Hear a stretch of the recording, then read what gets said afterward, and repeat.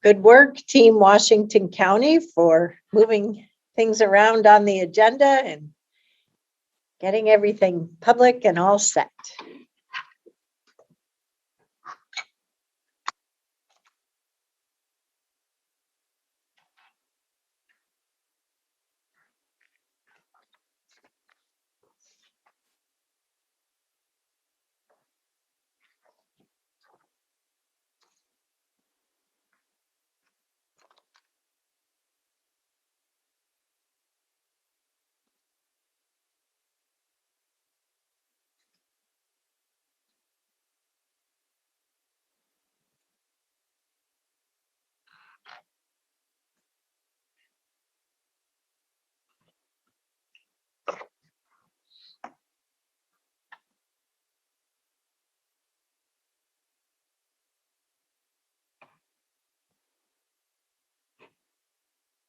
Hi, Commissioner Willie. We're just waiting for Commissioner Rogers, so we'll have a quorum.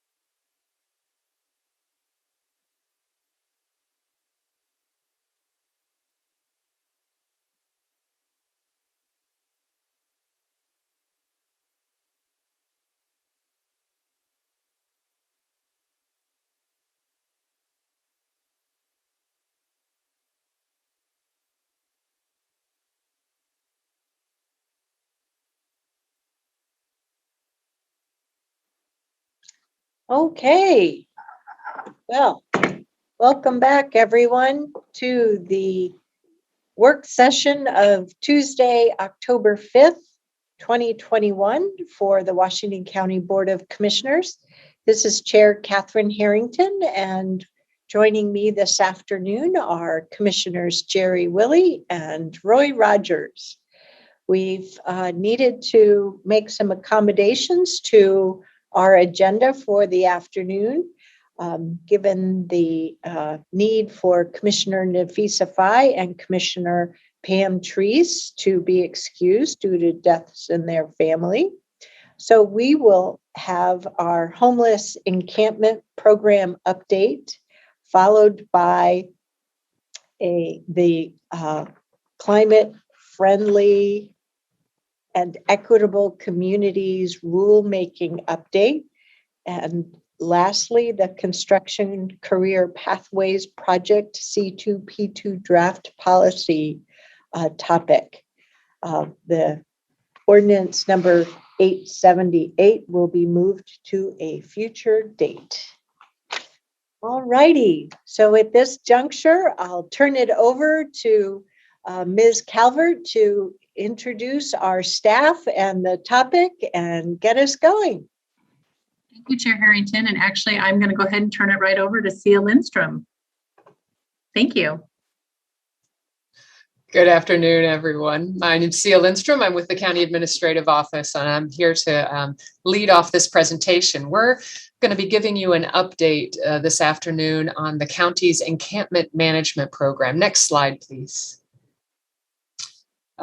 So in June, your board approved the creation of this new 12-month program. The program's been on the ground since July, about 3 months now.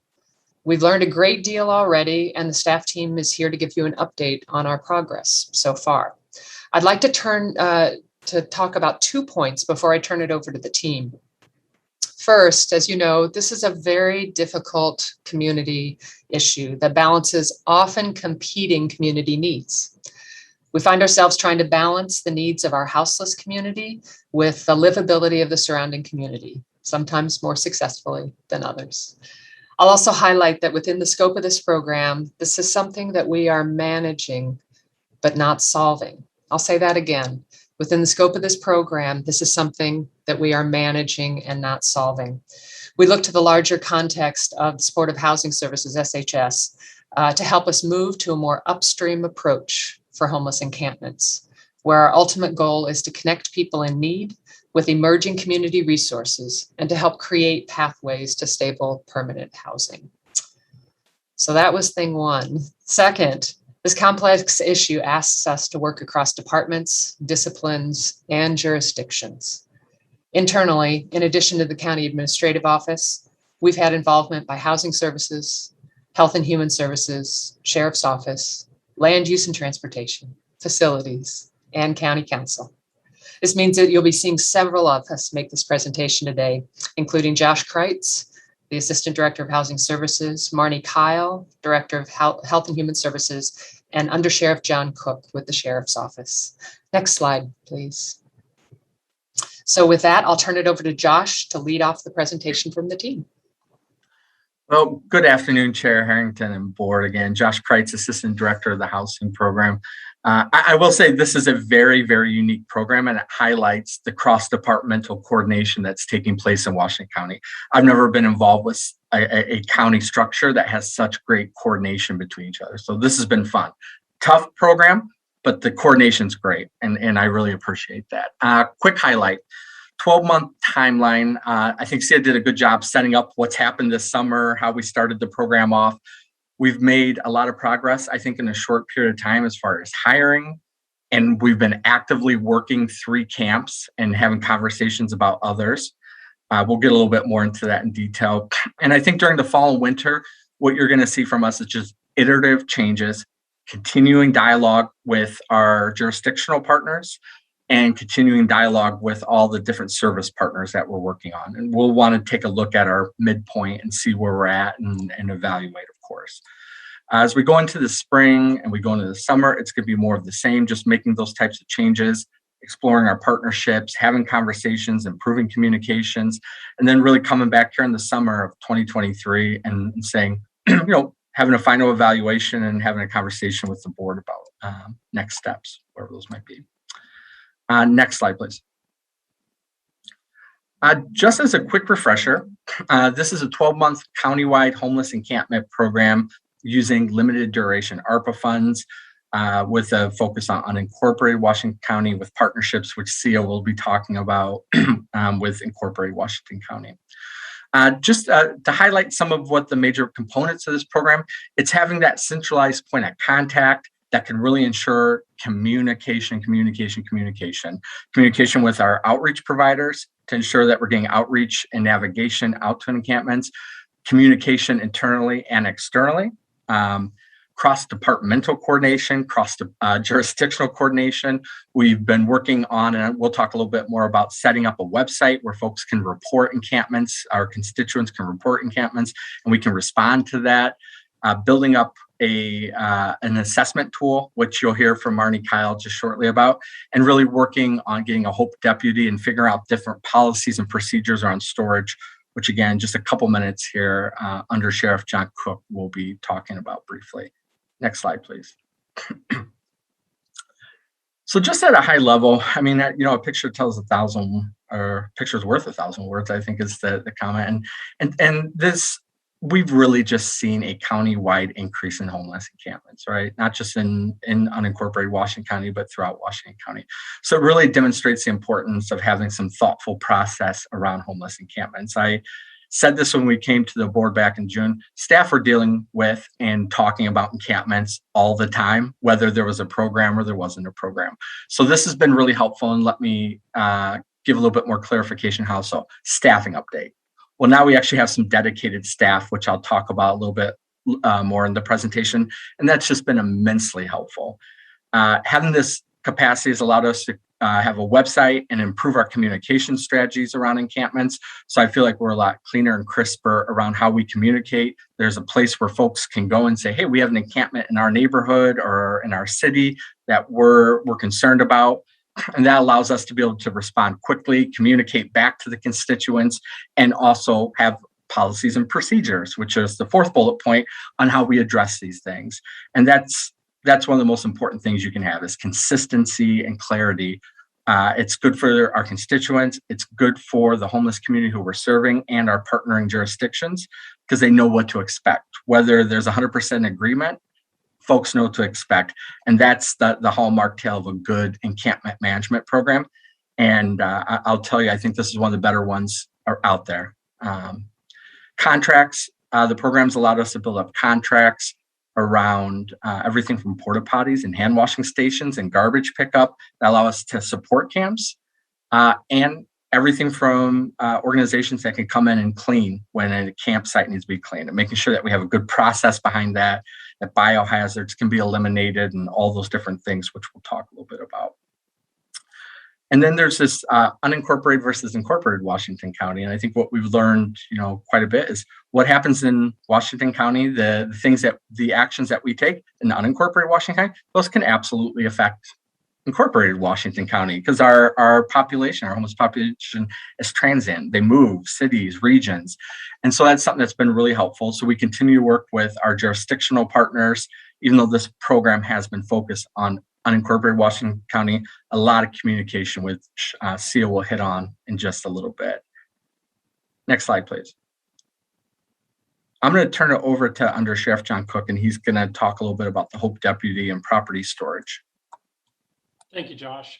Our houseless outreach program and education deputy is really essential to make sure that we're working with both our unincorporated and municipal partners to really help connect some of our unhoused community to the resource they need and make sure that they're getting consistent communication as they cross some of those jurisdictional boundaries.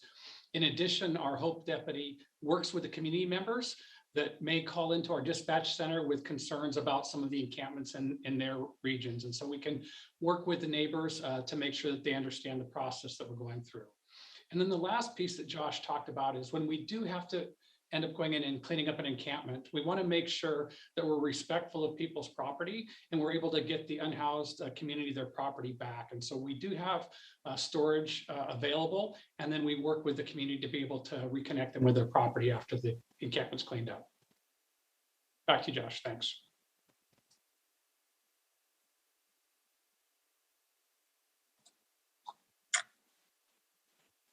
Thanks, John. I think if we're moving it to next slide, it'll be Marnie is going to take on the risk assessment criteria for us.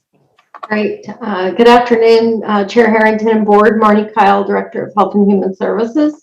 I want to say I'm here sharing this information with you today, but we've had, like Sia said, a fabulous team really behind us that has created these tools, tried these tools, is learning from these tools, and is having lots of conversations about how we can improve this encampment program. So in particular, Tom Eggleston, who you all know from the solid waste and recycling team, has been really fabulous in helping us to develop this tool and go out into the camps and apply this assessment tool. So you can see that we develop different criteria and weighted scores. So the way that we develop this criteria is looking at these kind of programs in other jurisdictions, and in particular, looking at the city of Portland and what criteria that they used. And then does this make sense for Washington County? Does it not make sense for Washington County? Because we have a little bit more of a suburban, rural, sometimes back in the forest look than, some of the downtown Portland city homeless encampments. And so we made some adjustments to that. What was important is that we really wanted to have standardization and a tool that we could point to and help guide decisions about our ultimate goal, which is to keep the campers healthy and safe as much as possible. This is a harm reduction approach, and also to consider livability of the surrounding neighbors or neighborhood. And so we wanted to create something that was a little bit more criteria than just who gets the most phone calls or which neighborhood is yelling the most about a homeless encampment or who wants the homeless encampment to stay. So really wanted something to base those decisions on. So we get reported crimes from the law enforcement jurisdiction. And then we also work with Washington County Sheriff's Office just to apply those crime scores to this criteria. We look at seasonal risk, obviously fires in the summer, and we're starting to move into looking at floodplains and flood risk with the rainy season beginning. Nuisance impact, environmental impact, conspicuous drug use. So we look at needles and conspicuous drug use. We look at the size of the camp, and that's based on the number of structures because we can't always count people. So things like tents, structures, and RVs that are present. We look at, is it restricting ADA access points? And then is it blocking access to important infrastructure within Washington County? One new set of criteria that we're applying is to not allow encampments under bridges, for example, because of the concern for the infrastructure of the bridge and the safety of the campers. We can go to the next slide. So when we're notified about an encampment, we have a team that goes out and applies this assessment, and based on the score, it helps us with decisions. So if the encampment score is under 50, then our recommendation is support the camp with outreach, sanitation, hygiene, waste removal, and we reassess at regular intervals. And right now that's been about every 2 weeks. And if the encampment scores between 50 and 75, that's a pretty significant health and safety concern. And so at that point, we provide information to the campers about the score and why they scored high and what they need to do to reduce the score. And we provide those same kinds of supports, the outreach. We help them with sanitation, making sure that they have bags and have the ability to clean up and do things better within that encampment. And we provide them with a 2-week grace period to make those changes.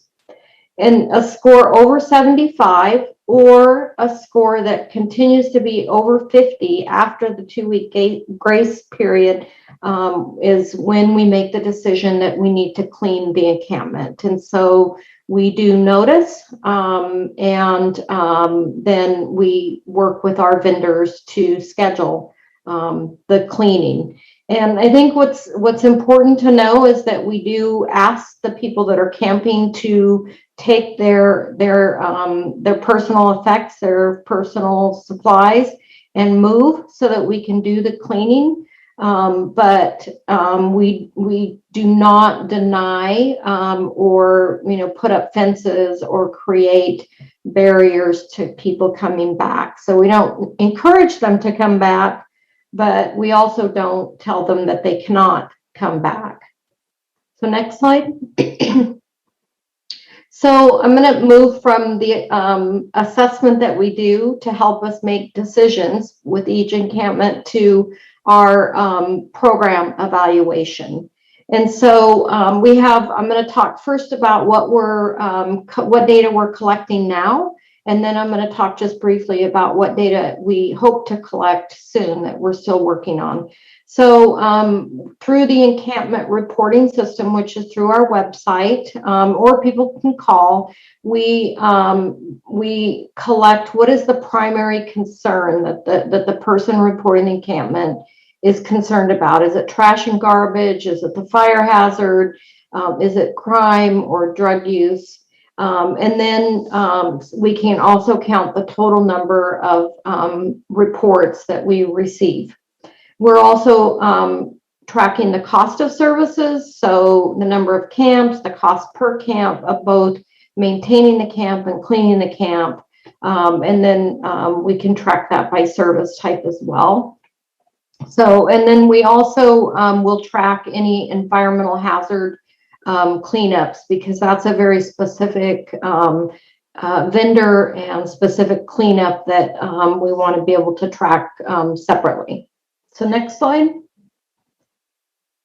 So this is the future direction of our program evaluation. So we're working with the street outreach teams and our evaluation analysts to assess street outreach. So number of referrals, how quickly did they get out there, the impact, how, were people connected to housing services, were they connected to other social services? So that's all still under development, because that's a little bit more difficult because we can't track by person. And so we'll just be tracking, did they get out there? And we're also going to try to collect some stories so that we can get some qualitative feedback from the campers and from the surrounding neighborhood that's impacted. So also working with John to figure out how do we want to measure the impact of the Hope Deputy, and what's the impact of this program on the community. So we're looking at somehow trying to track what are their major concerns and were they satisfied with the program in addressing some of those major concerns. So how do we collect constituent feedback? So those are all under development as part of the program evaluation. So next slide. So what have we measured to date? And this was the first report was August 11th through the new system. So since then, we've had 24 reports on 16 different encampments. We have we are aware of 18 total encampments. 5 were outside of our jurisdiction. They were in the city of Hillsborough. The top 3 concerns that we're hearing from constituents or people reporting the encampments are trash and garbage, crime, and drug and alcohol use. So when we look at cost of services, we've had 3 camps have received services. All 3 have had at least 1 cleanup at a total cost of just under $66,000. That comes out to an average of almost $22,000 per camp cleanup. And we have also provided support. So the total cost to date, because this is ongoing, all 3 camps continue to be supported, and you'll hear a little bit more about that from Josh in a minute, but all 3 camps continue to be supported. So to date, we've spent $3,617 on support. So that's like the porta potties, hand washing, those kind of supports, for an average cost of $1,200 per camp. And the good news is to date, we've had no required environmental hazard response. So there's no cost in that area. So next slide, I think, goes back to Josh to provide a quick update of the 3 sites. Yeah, thanks, Marnie. So the 197th and Baseline Camp in the Loa was one of the first ones that I think we all became very aware of. And while I'm not going to go through all the different actions that were taken, we just wanted to kind of give a little bit of a brief synopsis. Like, a lot of work goes into every single camp, the assessments, the reassessments, grace periods, voluntary cleaning. We really try to work with each camp. Eventually this camp was cleaned on August 11th, and now we have ongoing monitoring of the site. I'm trying to pull from my memory bank from what Tom told me, but if I remember correctly, there's around 20,000 pounds of refuse and garbage pulled out of that site, just to give an indication of some of the safety and health issues at that camp. Next slide, please.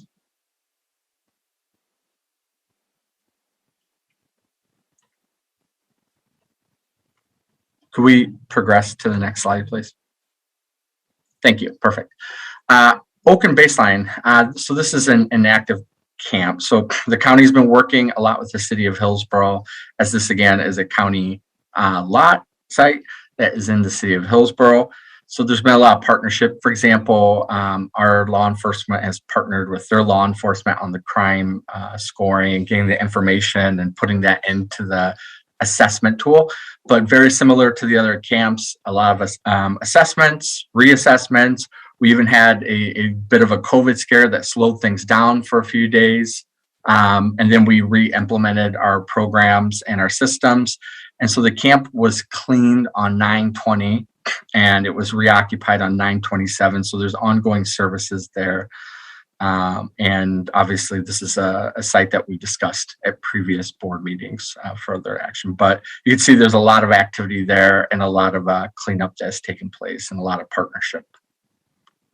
Next slide, please. Highway 47, Forest Grove. Again, you can see the before and after pictures for the cleanup. A lot of assessment. This had a high risk score for several different reasons. The site was cleaned on August 13th. We continue to have ongoing monitoring and sanitation support for the returning occupants.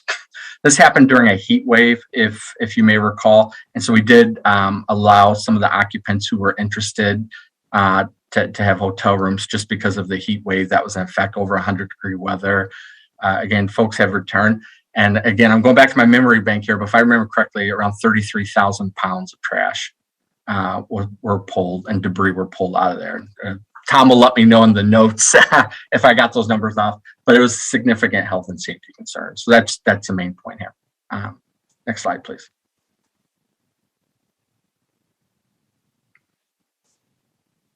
I'm going to turn it over to Sia, who's going to cover this slide for us. Thank you, Josh. You can see a lot of work has happened in a few short months since this program stood up. This team has been running hard and fast. One of the things that you all gave us as a priority when we came to you in June with this proposal was partnering with our city partners. And so we have talked with all of our city partners at this point.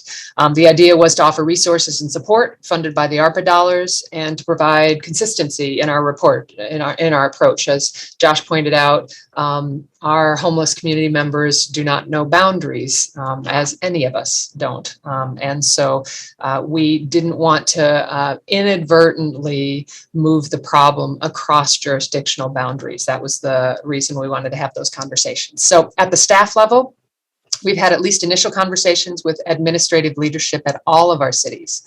Ongoing conversations are most robust right now with Forest Grove. You won't be surprised to hear with Forest Grove and with Hillsborough, where we have active encampments, and with Tigard. Early discussions with Tualatin and Beaverton are still in process.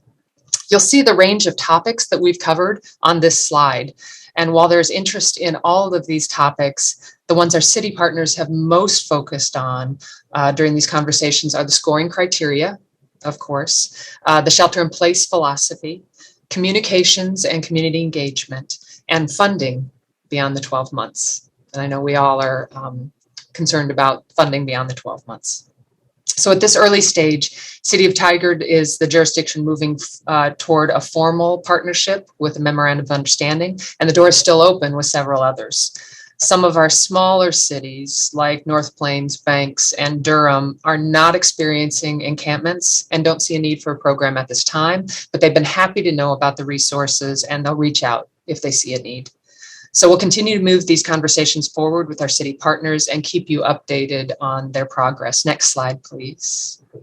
So our ultimate goal, of course, is to help people move out of encampments and toward more stable housing situations. So with that, I'm going to turn it back over to Josh to discuss SHS and to close out this presentation. Yeah, thank you. So I think what we wanted to discuss here is the coordination with SHS. And I've also, I get an opportunity to talk with a lot of our community partners. And one thing I've heard is the implementation of this encampment measure affecting the implementation of the SHS program. And what we've been really telling our partners is that while the SHS program's implementation is extremely relevant to the implementation of the encampment program, it's separate.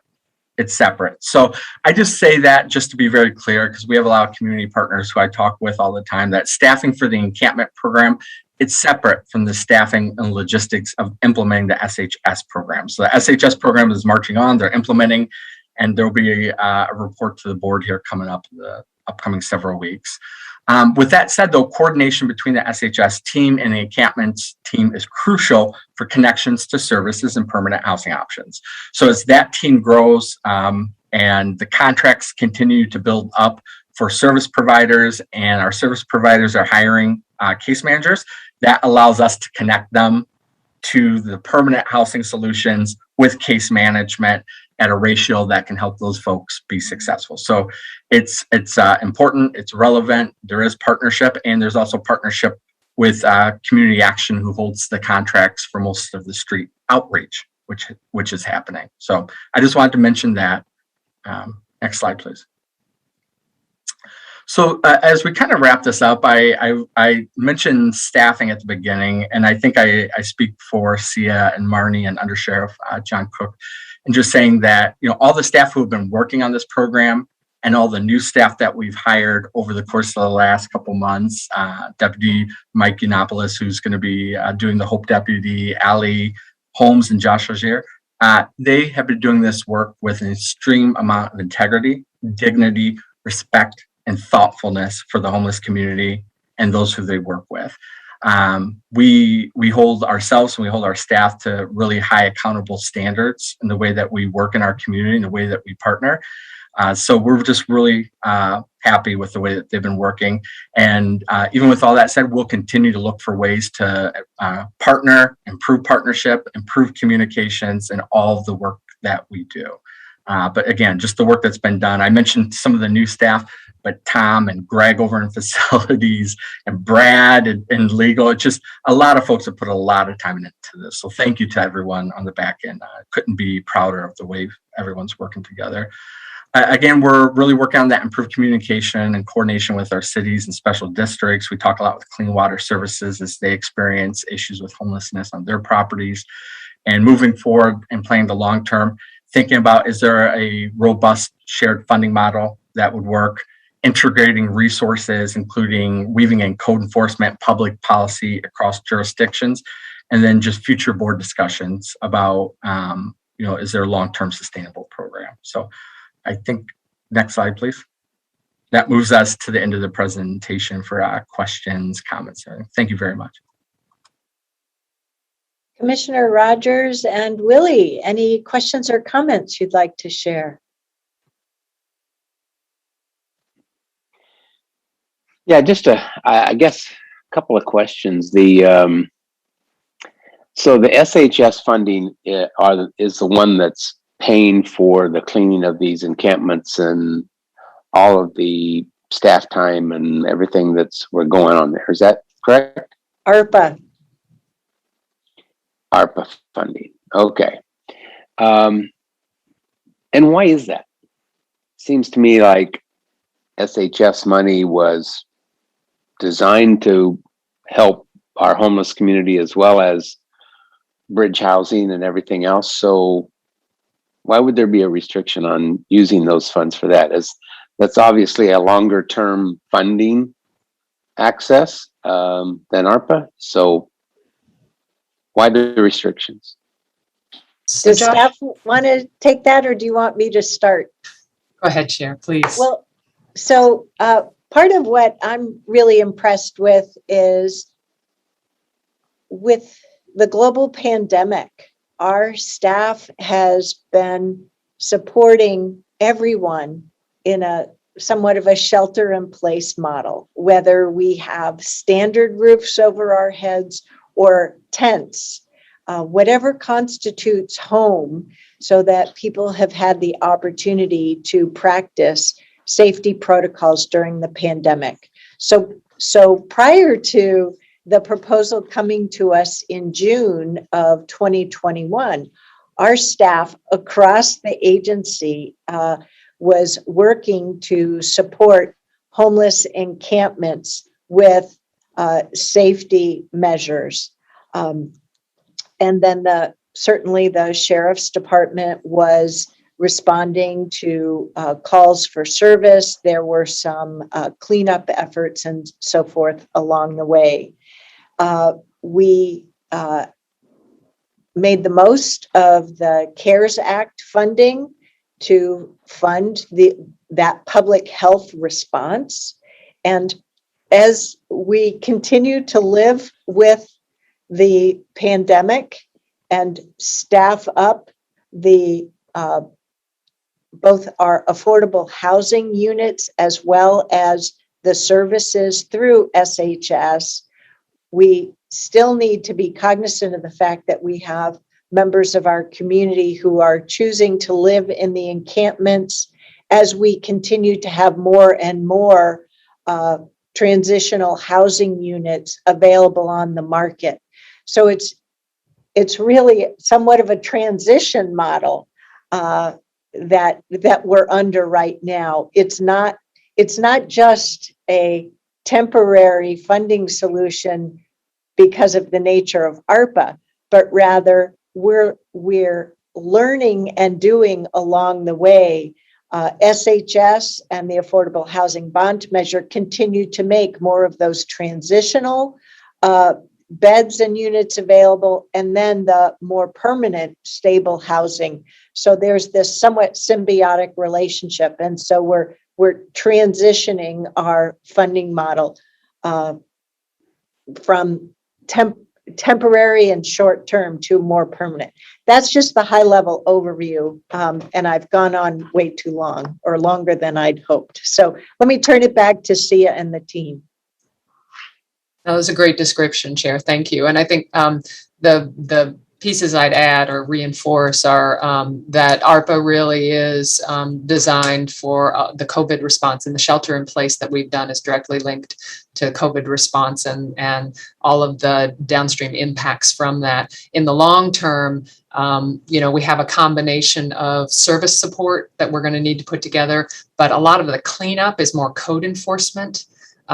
Which Josh can tell us a little bit about some of the restrictions on SHS that might make some of those pieces a little more difficult. So we really are, for something like this, I think, going to end up braiding together funding over the long term. And Josh, why don't you chime in about SHS? Yeah, I think you did a good job, which is correct, right? With the SHS funds, we really those funds are focused on permanent supportive housing, sheltering options, services, things of that nature. And when you get to more of the enforcement side of things, it's not really in alignment with the SHS funding model. So, but funds for services, funds for those types of things and supports, those are things that are certainly open. We're currently signing a lot of contracts to do that as we speak. So. Well, and I would say that the only thing I would add is that we are using SHS funds for the outreach and navigation portion of this program. So it's not additional ARPA funds that we're using for that. We're taking advantage of what they're building with SHS. Well, okay, so I get some of that, but the realization is that the money that we're investing on a weekly basis on monitoring or cleaning these camps and using ARPA money has a time certain to it. And so we certainly don't have the funding in our pocket to sustain that beyond the ARPA money. So at some point in time, we're going to have to deal with what the definition of SHS money is going forward. And so we certainly have a little bit of time, obviously, to have that conversation. And then let me clarify something. The definition of SHS funding is not in flux. Okay, it was a measure the voters approved. The SHS funding goes towards reducing chronic homelessness and preventing others from entering homelessness. So to the degree that we have people who are currently homeless or houseless, we can use SHS dollars to connect those folks up to services and try to move them through the continuum. But we cannot use SHS money to support them in place. I understand that. I understand that completely. I'm just saying that at some point in time, I mean, if we have X amount of dollars that has just been communicated here, I can't imagine what the city of Portland or Multnomah County is dealing with on an exponential basis. And so at some point in time, we're going to have this conversation because the well's going to run dry. Okay. You bet. I agree with you. Funding for managing our houseless community challenges is definitely something that we have to continue working. Absolutely. So, realizing this was a camp update, so I don't want to stray too far from that topic. I would love to have future conversations on what progress are we making with these camps from the standpoint of we're encouraging them to be a little bit more orderly. We're providing them with sanitation. We're providing them with dumpsters. I'd just like to have some sort of an update as to, is that really working, or are we still going in, finding an evaluation? It's over 50, so now we have to come in and clean it up again. So, and again, I've advocated for, and I don't even know if this is reality, but there has to be some sort of accountability by everyone, including those in these camps, to at least try and stay within some sort of guidelines as to how we're evaluating the camps and how they can stay below 50, and get them to be accountable for that as well. I mean, we can only provide so much, and then we're going to have to take action again. And then on a different thing, I heard in the update that I got the other day that we had some mutual aid groups that were assisting the movement of our baseline camp, and not necessarily in a good fashion were they assisting. So are we able to reach out to those groups? Or I realize they're not a formal group. They're kind of an ad hoc group of people that just kind of move in and help or hinder. So are we just kind of tolerating that, or are we trying to reach out to those folks? So Commissioner Willie, thank you for both those questions. And Josh or Marnie, hopefully you can address the Commissioner's last question, and then I want to go back to his first one. So do you want to take on his last question first? Sure. The short answer is yes. We are trying to communicate and coordinate and develop a stronger aligned relationship with these groups. Josh Legier and Allie are meeting with the advocacy groups, I think weekly now. I'm kind of looking at Josh I think it was weekly. Now we're communicating with them through email updates as well. And then on site, we, especially the Hope Deputy and our sheriff's office, are really working hard to make connections on site with some of these groups that are just kind of showing up and trying to help, but sometimes making things more difficult by like taking the campers to a place where they're going to have more trouble than where they were. So we are definitely trying to work with them and build stronger communication ties, including letting them know when we're cleaning and why we're cleaning, and we're getting feedback on the assessment tools. So really trying to engage them in the whole process. So and then I know, you have some thoughts about the evaluation piece of it. I was going to say a couple of things. One, I think it's too early to say, whether or not once we clean up a site, how long that lasts and how well it lasts. But what I will say is that the first two sites, the baseline site on 197 and Highway 47, what we're hearing and seeing in the follow-up assessments is they're below that 50 score. And what we're hearing from Greg and Tom and Allie is that they really are trying to sort of, if you will, follow the rules and keep things clean, and self-monitor.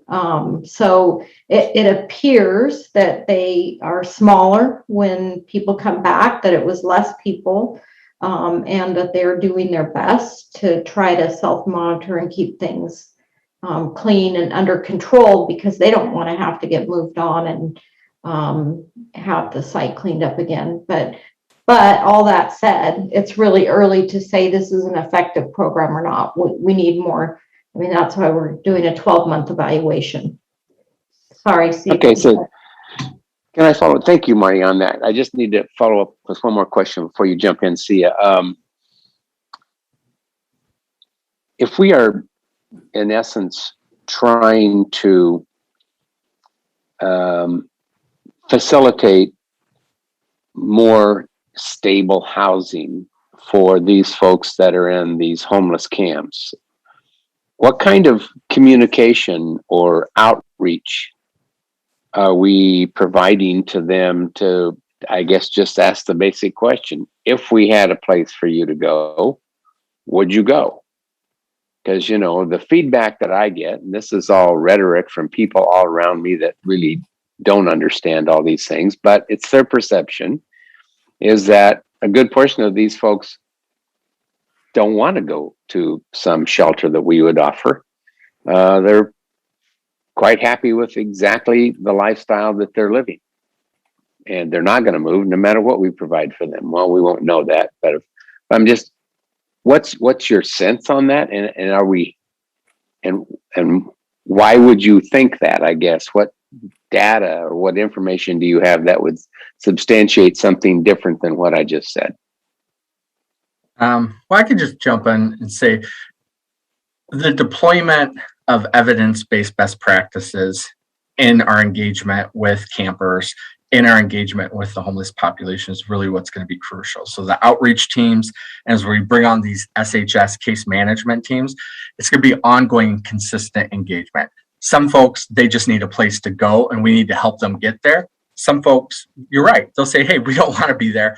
And we'll continue to engage with them and continue to build trust. And there's a lot of reasons why individuals end up in homelessness. And sometimes it takes years to address and build up trust and get them to a place where they're willing to engage in the different types of services, behavioral health, substance use, and come inside, even to a shelter for a little while, and just do that. So, it's going to take a long time. Homelessness has a lot of upstream reasons why it's hit our community so hard.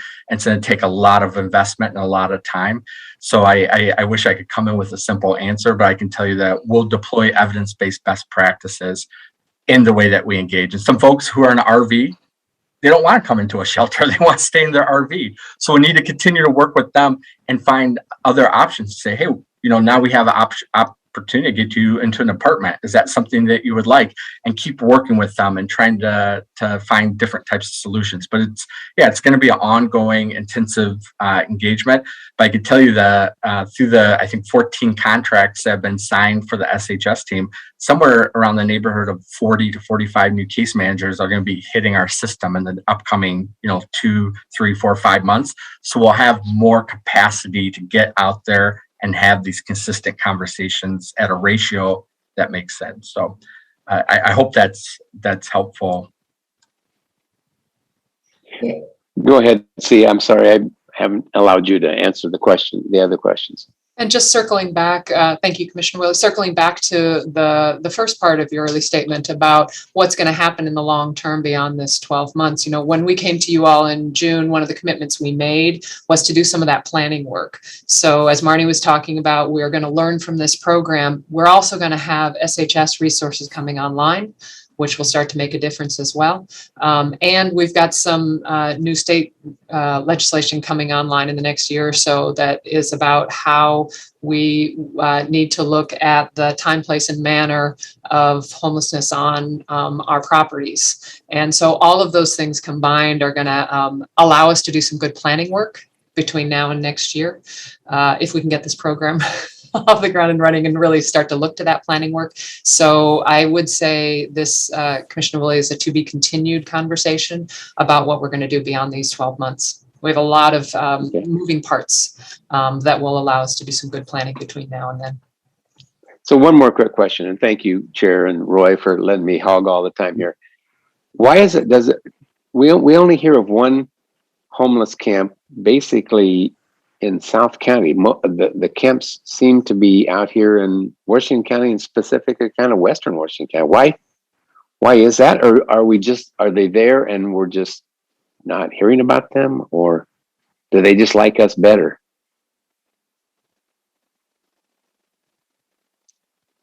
There's 18. 18 homeless camps.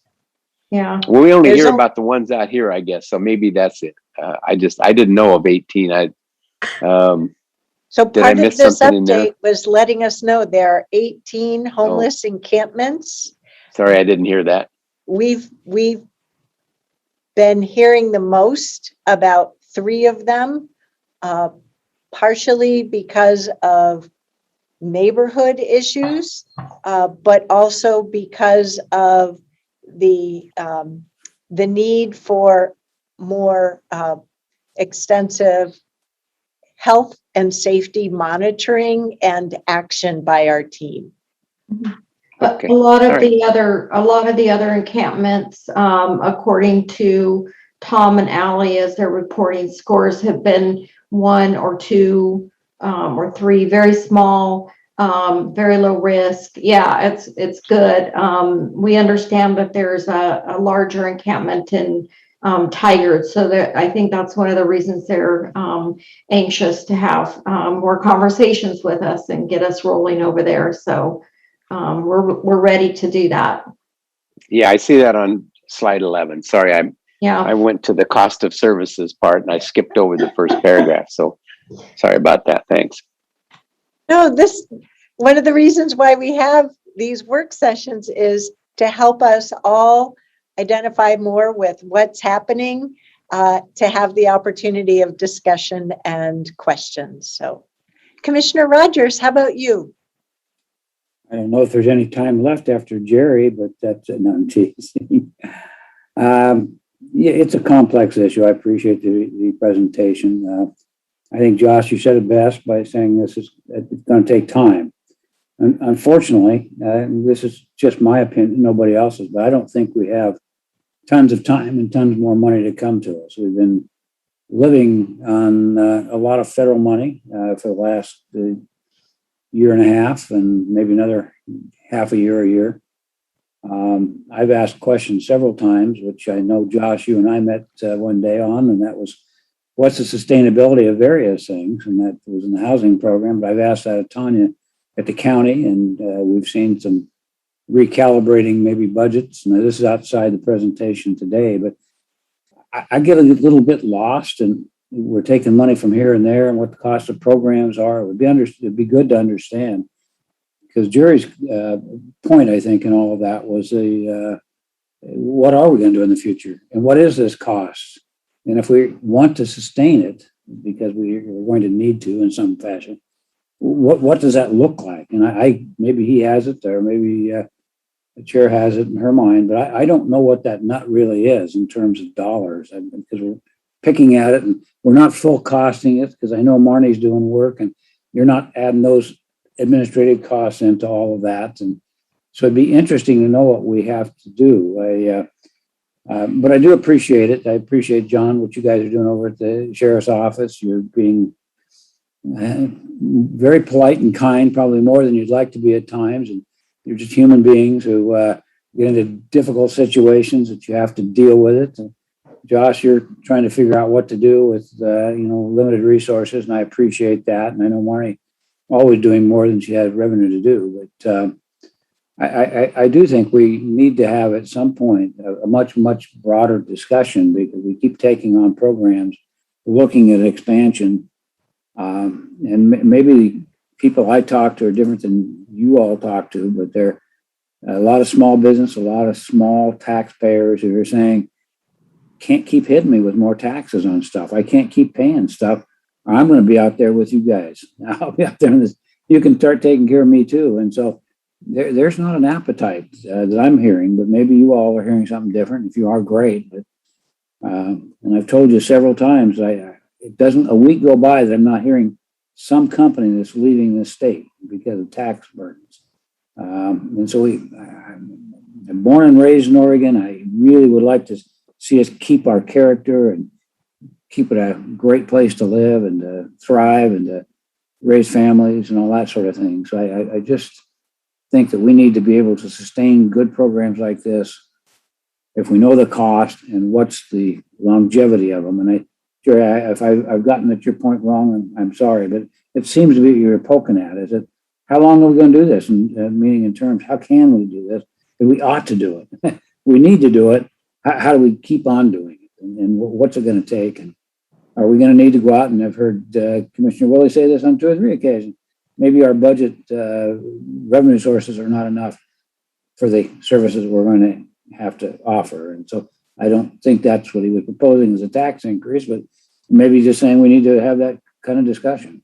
And at some point, I hope we do. But having said all that, I would still like to know what it costs on this program, full cost, administrative, everything, so we can sit there and try to figure out how to blend it into our budget to sustain it for a while. So that would be my big question. But thank you. Great presentation.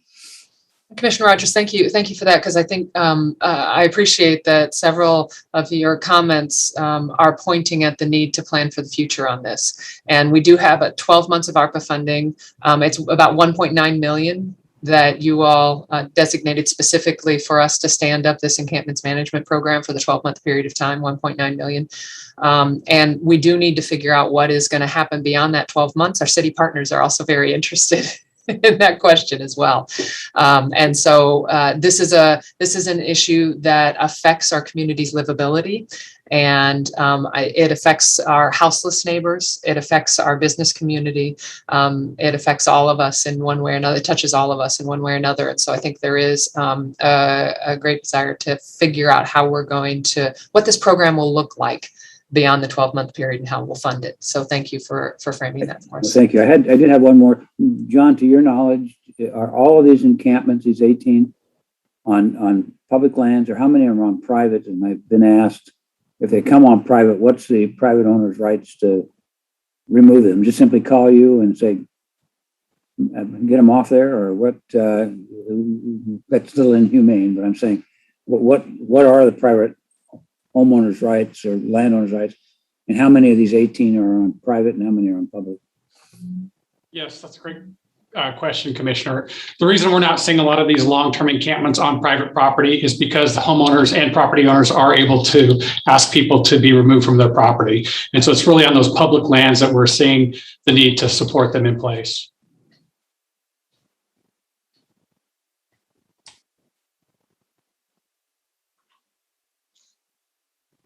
So Under Sheriff Cook, if you could also add a little bit onto that and speak to the work that you and your department are doing to connect with the police forces or agencies, police agencies across our 13 different cities here in Washington County, so that there is some consistency in the management, not only of private property owners, but also on public lands. Could you speak to that a little bit? Yes, ma'am. Thanks, Chair. We are in communication with the different police departments within the county. It is really important for us that we're making sure that we're treating people equitably as they cross jurisdictional boundaries. Every community has a little bit different flavor in how they want to handle these encampments, but we are having communications to make sure everybody's aware of the case law and that we can have some consistent practices. We're putting together, as part of this, some consistent training that we can share with our local police departments to make sure they know what they're able to do and that we're communicating across those different jurisdictional boundaries. Wonderful. Thank you. Well, I think my two colleagues have run through their comments and questions, so I'll go next. I really want to compliment our team, both leading up to, throughout my tenure here, but particularly during the first just over a year of the global pandemic, you all consistently through your actions, but also in your guidance to us, reminded us that we're talking about our people, our fellow humans in our community. And I have greatly appreciated the fact that you have and continue to operate with dignity, thoughtfulness, and maintaining the integrity of these people that we serve. We are, after all, a safety net government. And I was reading a rural magazine during lunchtime, and it noted that here in the state of Oregon, we only have 1.3% of the nation's population, but 2.6% of the houseless population in the state, in the nation. And that article also noted that there are many societal issues, underlying causes for homelessness, and that these societal issues have been with us for quite some time. So it will take us some time to help serve those individuals who are most vulnerable and do need our help. See, I also want to mention or thank you, compliment you on your reference to funding opportunities through the state. We know that just through the last 2 legislative sessions that the state legislature has dedicated more funding for supporting our community members, our houseless members, as well as those needing assistance with affordable housing. They've provided more dollars in the last year and 2 than they had in the prior decade. And our community here in Washington County, through our county government, through our partners such as Community Action, and the many different service providers that Josh was talking about in bringing on new case managers who are not only good at what they do, but they can do so in a culturally appropriate and culturally sensitive manner. That's a big lift. And I appreciate all of the work that's going into that. I do want to, in addition to all the comments that I just made, zero in on a very specific question with one of the sites, the Oak and Baseline site. One of the reports that we received associated with the cleaning that went on was the presence of black water related to the use of the RVs, but also for personal sanitation purposes. I'm pleased to hear that that didn't involve some DEQ hazardous material assessment and action, but nonetheless was unsafe. And I'm curious, now that folks have reoccupied the property, what sort of requirements? I know you've made sanitation available, but additionally, what kind of requirements and expectations do new occupants of that site have the opportunity of understanding, so that we don't end up with such a mess again? Can you help enlighten me?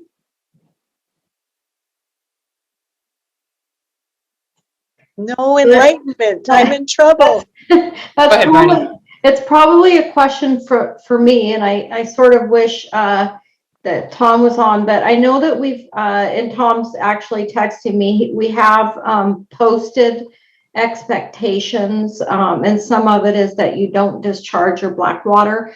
But I will tell you that the RVs are a challenge. Oh, look, they're adding Tom, the real expert. But the RVs have been a challenge, and so we're beginning to have conversations about how can we address that challenge, because it is very difficult. And then I know that there's tanks under the car wash, and I know that it was treated with Tom's on. I'm gonna stop stumbling and let him use the right language. Well, and if I might add, before you help us better understand the situation, Tom, is this goes somewhat to a point that Commissioner Willie was making as well about accountability. So if you could all just remind me a little bit about how that works and what it takes and going from there, that will really help me, I think. Yeah, thanks for the question, Chair Harrington. The sanitation issues we saw at the site regarding Blackwater were isolated to a few RVs. Most of the RVs have inoperable sewer systems, so they were not necessarily using them that we were aware of. And once we provided the sanitation services, I think most of the occupants there were getting out and using those sanitation services. We had a few RVs that were trying to use their sewer systems with capturing it in bags and taking it off site, and it was causing spillage, which was part of the concern. During the cleanup, we did have facilities, environmental folks out there, and they were treating with lime and bleach, kind of washing those areas.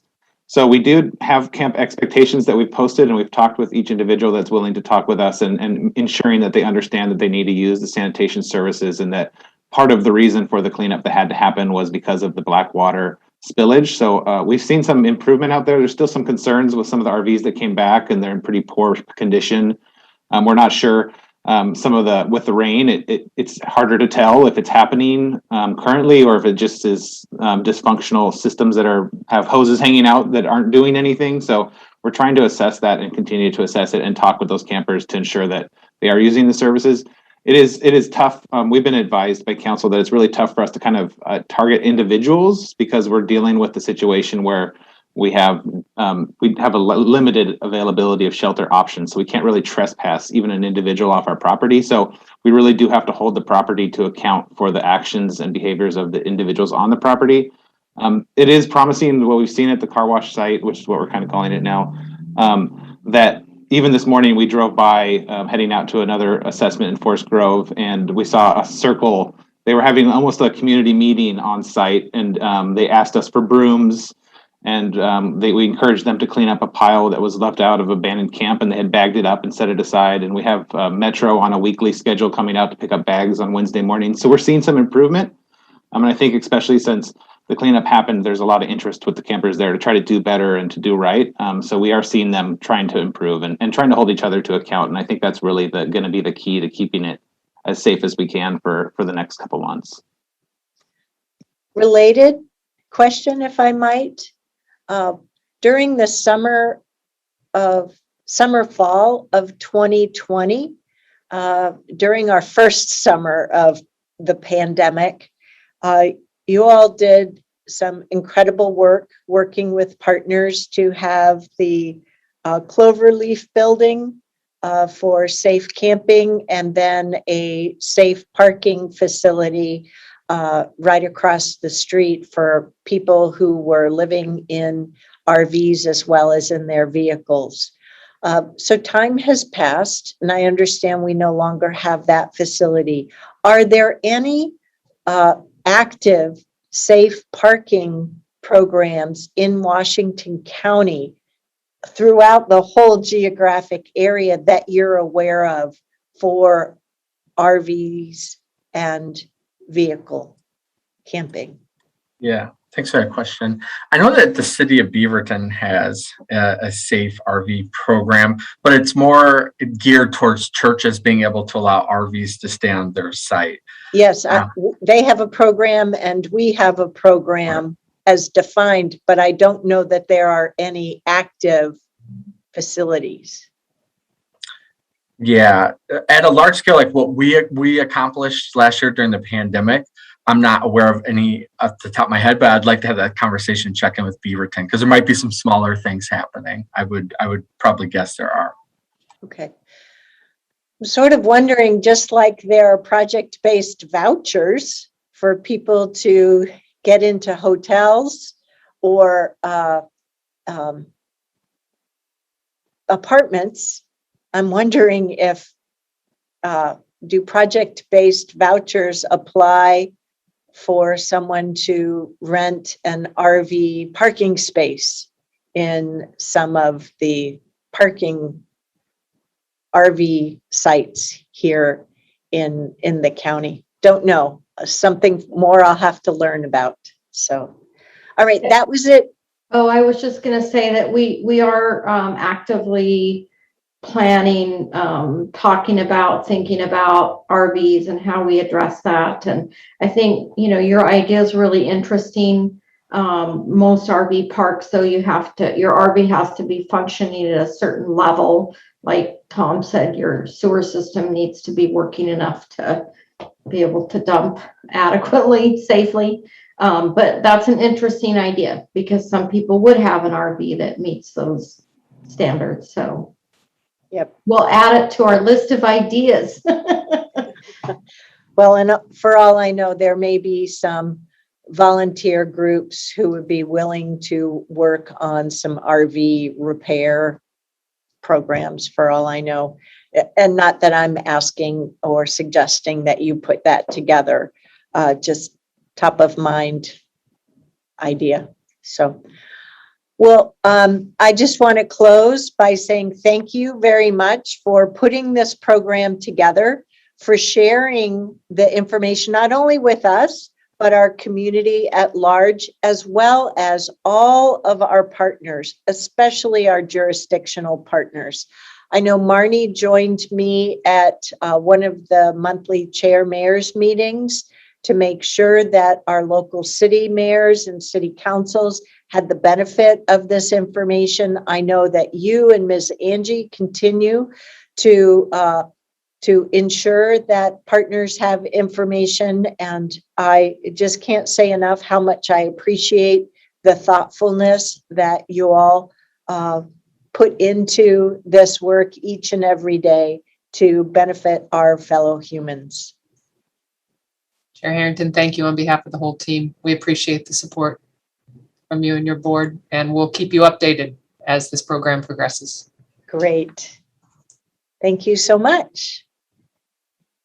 All right, we'll move on to our next topic. Ms. Calvert, I'll just make sure that we're getting through it A-OK. The Climate Friendly and Equitable Communities Rulemaking update. We're right on target. Stephen Roberts and his team are here. I'll turn Thanks it over for to your Stephen. patience waiting for us. I appreciate it. Absolutely. Meaty topics today. Appreciate the great work that you guys are doing. This is hard stuff. We know it. So we're here today to talk with you a little bit about a statewide effort that's going on, and it's the Climate Friendly and Equitable Communities Rulemaking process. Erin Wardell, our principal transportation planner, has been actively engaged in the rulemaking process, and so she's actually going to go through the presentation today, and then Chris Steffenbach and I will be here to try to help answer questions and facilitate some discussion toward the end of the presentation. We've been trying to keep you up to date with some briefing memos, just so you sort of know what's going on, and keeping you abreast of some concerns. And I want to just acknowledge that you did send 2 letters or signed on to a stakeholder letter, and then the board sent its own letter outlining some of our concerns with the rulemaking process. And the good news was the Land Conservation and Development Commission and the Department of Land Conservation and Development, LCDC and DLCD, we'll say, both heard us loud and clear, and a lot of other agencies. And so they have slowed the rulemaking process down a little bit to give us all a chance to help digest a lot of complex and really pretty substantive rule amendments that are being proposed, and helping us to take some time to understand the implications of that, implementation of that, and how that all may play out in the future, and to give us a little bit more time, obviously, to help ensure that our policymakers are on the journey with us too. So I think that's enough from me at this point. I'll go ahead and ask Aaron maybe to walk us through the presentation, and then we'll be back to try to help facilitate some discussion and questions. Thank you. Thank you, Stephen. Can we go to the next slide?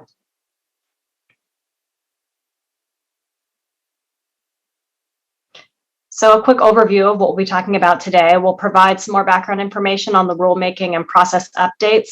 We'll be sharing staff's comments and concerns, talking about some of the next steps, and then answering any questions that you may have. Next slide.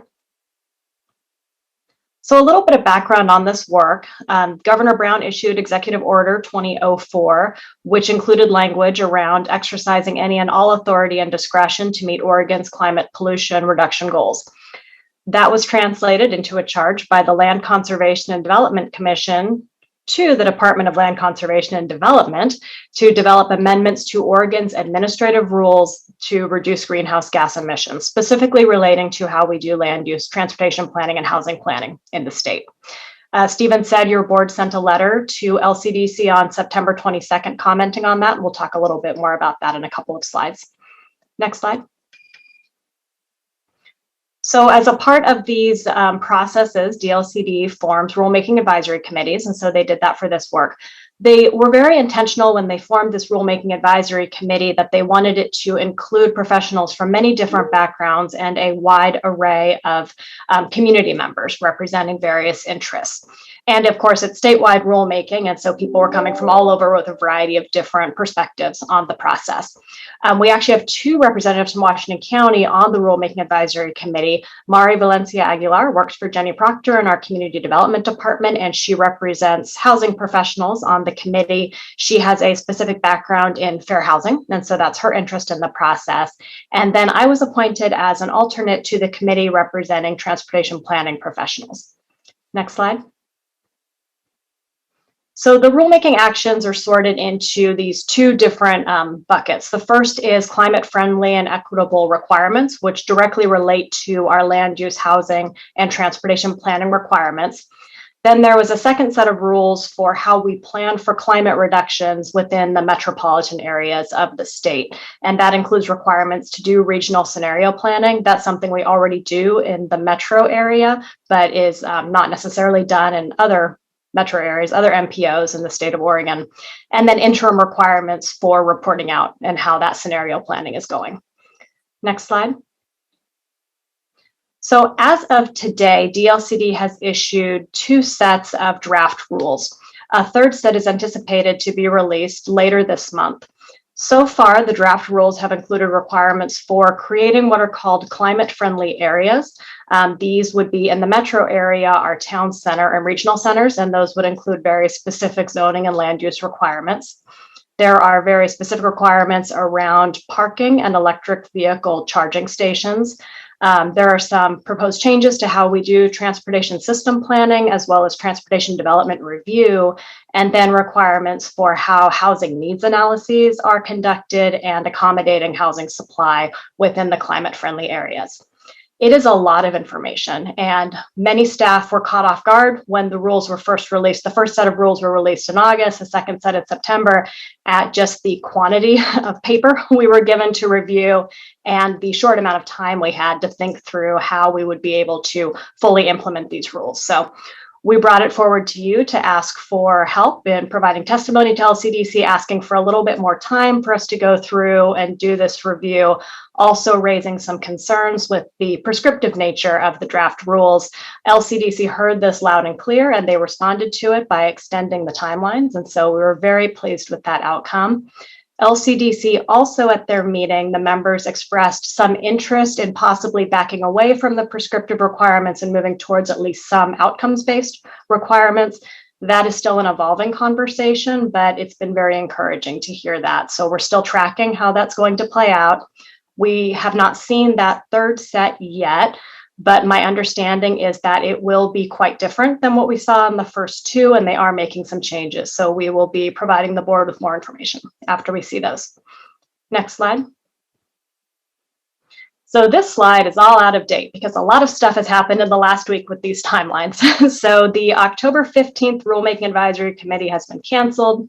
There will be a November 5th meeting because, again, they want to be responsive to what they've heard and prepare a new draft of the rules. So we're looking forward to that. There will be a community conversation on October 28th.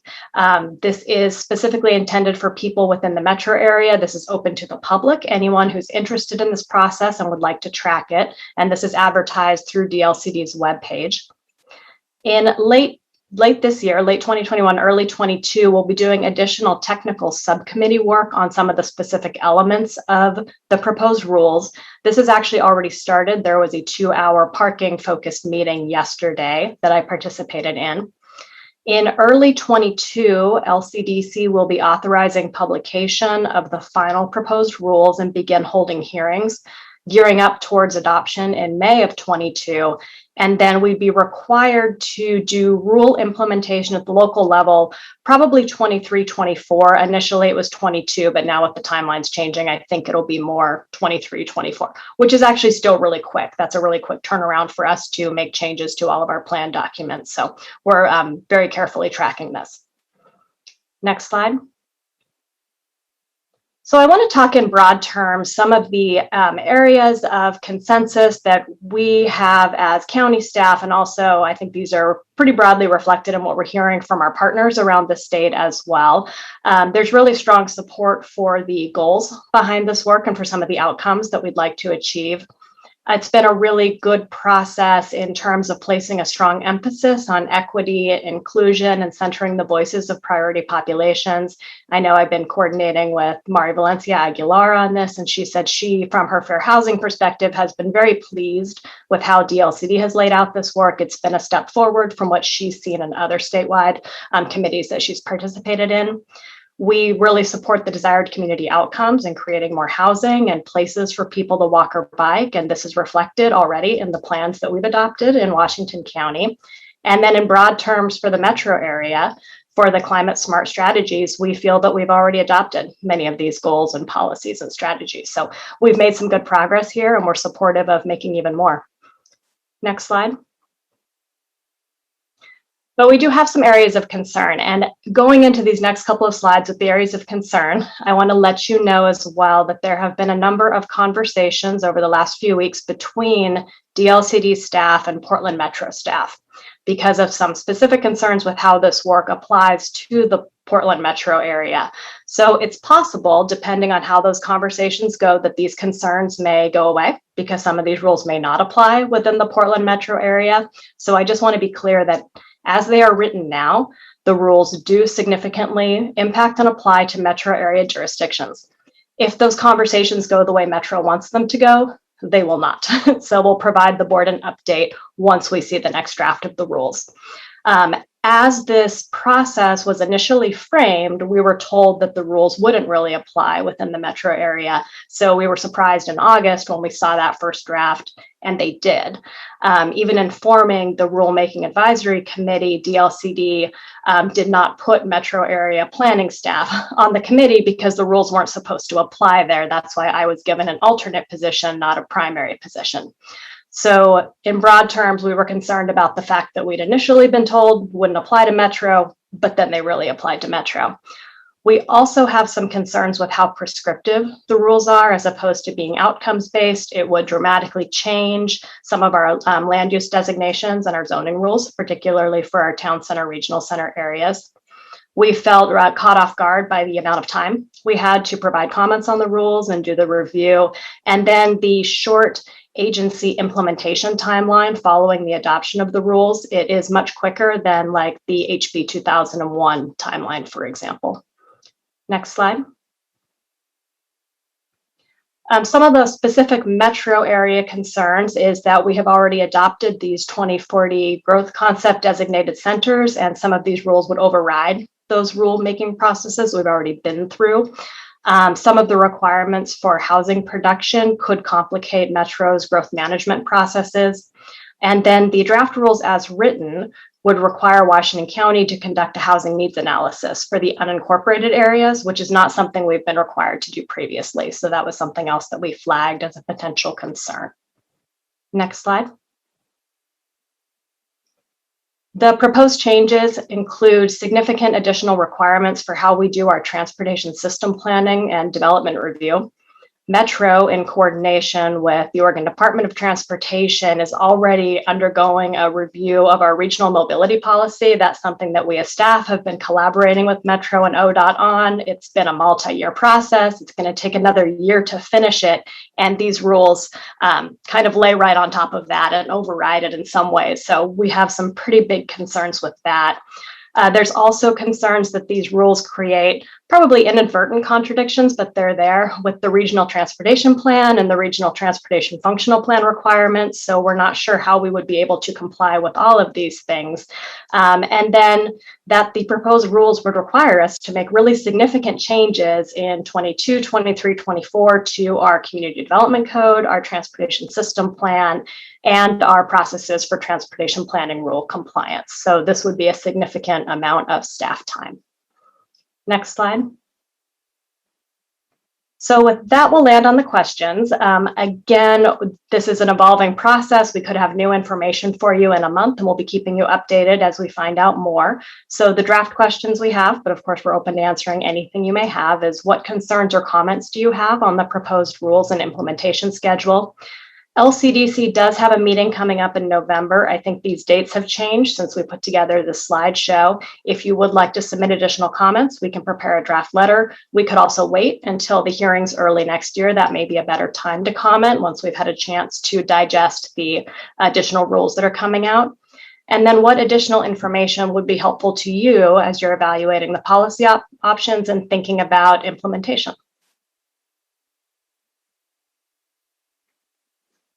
Commission colleagues, what questions or thoughts do you have? Go ahead, Commissioner Willie.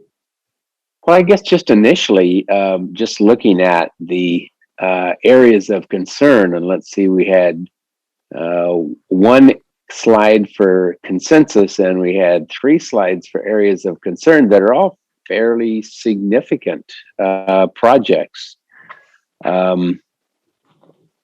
So obviously there's a time restriction, it sounds like, and there also is a staff commitment cost relationship to this. So how are we managing all of that? It's been a lot, I'll say that. And we've had a number of meetings with our fellow jurisdictional staff trying to parse through these draft rules and understand how they may affect us. I think I can say that most people around the state are asking those same questions. You just ask, how can we possibly have enough time to really react to this and think about how we implement it? I was on a meeting first thing this morning with Metro area staff and Metro and DLCD, and I was on a meeting right before this statewide with League of Oregon Cities and Association of Oregon Counties. So everyone is trying to understand these rules all at the same time and think about how to implement them. And if it's hard for us at Washington County, where we actually have staff who are experts in these things and can take the time to review them, think about some of our small jurisdiction partners who haven't even had time to read the rules yet. Yeah, well, thank you for that, because I know it sounds like a Herculean task. So thank you for this update. And Commissioner, I might add to your, in response to your question too, I think, Aaron's highlighted that we anticipate there will be, whatever the final rules are, it looks like there will be a significant amount of staff time and effort needed for implementation of the rules into our local development code requirements, community plans, and transportation system plan, and our development review processes. So it's a fair amount of work. One thing I think we'll be suggesting and pushing for will be some implementation assistance funding through the state.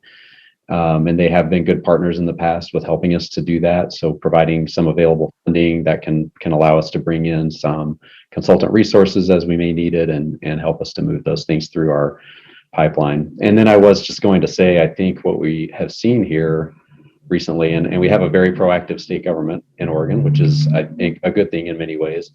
But I think what we've seen is that larger chunks of our long range planning and even our current planning work are now sort of being dictated a little bit more so by the state. So we're currently in the middle of doing our House Bill 2001 implementation process.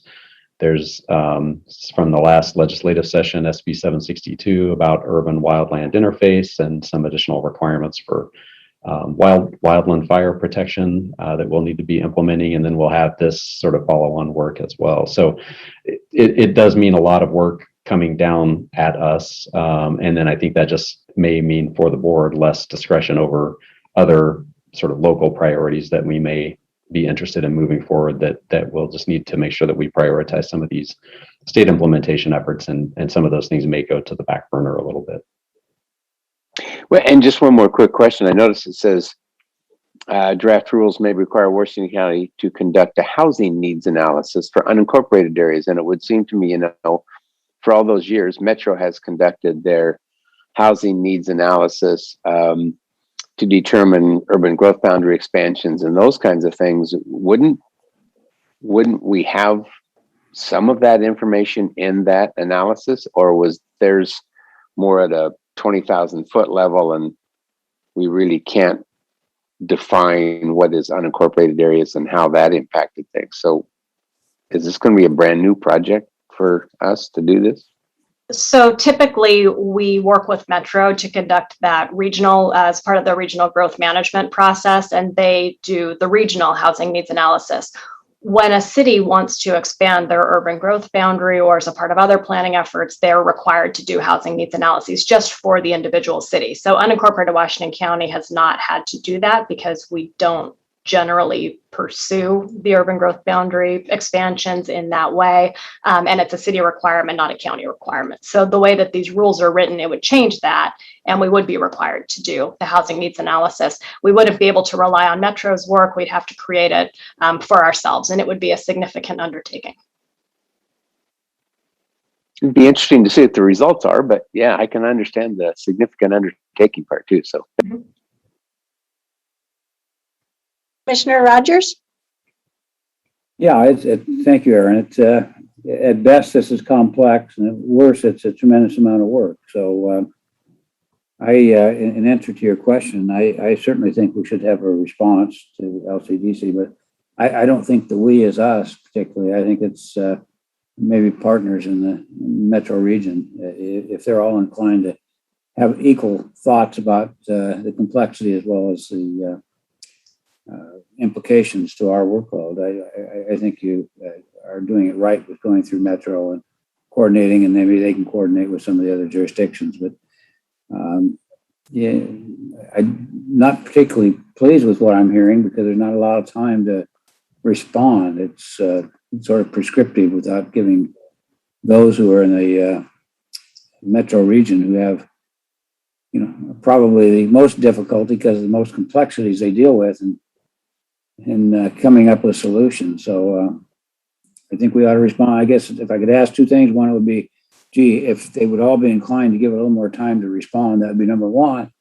And if they don't, or they're unwilling to do that, that we regionally respond. And with the array of questions that you so, I think, well put, here's what it means to us. I think they have to understand that. It's going to sound a little chippy, and I don't mean it to be, but when you're dealing with other areas of the state who don't have the complexities that we have, it's easier for them to respond to these kinds of things. And so I'm not making judgment about what they do, just simply saying this is very complex when we have all this coordinated activity. So, yep, respond, get our partners on board, ask for more time. That's what I do. Thank you, Commissioners Willie and Rogers. You are perhaps a bit more gracious than me on this topic. With climate smart communities work, Commissioner Willie was a mayor at that time, and I was a Metro councilor. We were talking about the future impacts of climate change and the investments that we could all make to head off increases in greenhouse gas production. Well, climate change is here now, and there is a sense of urgency at a higher level than we had then. Two words came to my mind as you were taking us through this: unfunded mandate. Now, climate change is happening whether we like it or not, right? We're going to have to adapt one way or the other. But I think my well of patience is a little low with regard to more planning and then more planning and even more planning. And having the implementation of rules without the state providing us with the tools, AKA the money. And it's not just at the state level, at the federal level, as they're working on infrastructure funding now, Build Back Better and more. Please invest in the transit that we know through that Climate Smart Communities work will make a huge difference in our communities. We have great plans with regard to helping our centers continue to evolve, accommodate growth, more housing alternatives. Just didn't need more pressure. But I think it all boils down to a much more positive message. Thank you, staff, for participating so actively, along with our local, regional, and state partners, to understand the proposals and to comment in a constructive manner in order to ensure that we have the opportunity to do our part to care for this shared planet better than we are currently equipped to do. Please keep participating. And you've done a good job of helping us exercise our voice up until this point of time. I think based upon what I've heard here today, you have an upcoming meeting November 5th and then another one 2 weeks later, as if you didn't already have enough on your plate for November. So I'm going to hold off on a request for you to put together some additional comments until you've had a chance to digest the amount of new material for you to consider. I know, I remain totally confident that you will come to us at appropriate times with draft feedback for us to exercise our voice on behalf of not just this agency, but the entire community of residents and businesses here in Washington County, so we can continue to function as a community through our shared environment, our shared climate on this shared planet. Thank you. Any last questions or comments, both from staff as well as my two colleagues? Nope. That's as gracious as I could be, Commissioner Willie. How'd I do? I skated by. Well, and I skipped over the term of unfunded mandate. I was implying that, but I didn't use it quite as directly as you, but I agree. Well, thank you for your feedback, and the input is very helpful. And I agree with you at your assessment. I think at the moment we need to really just let things settle just a little bit now that there's been a lot of change happening and changes in the schedule and probably some changes in the draft rules. And so, as you said, we'll be continuing to keep you up to date as things progress. And as you said, when the time is right, we'll definitely be back to you and maybe asking for your support for an additional comment letter or two, and trying to make sure that that we're an integral part of this process at the state level. Great. Thank you very much. Thank you.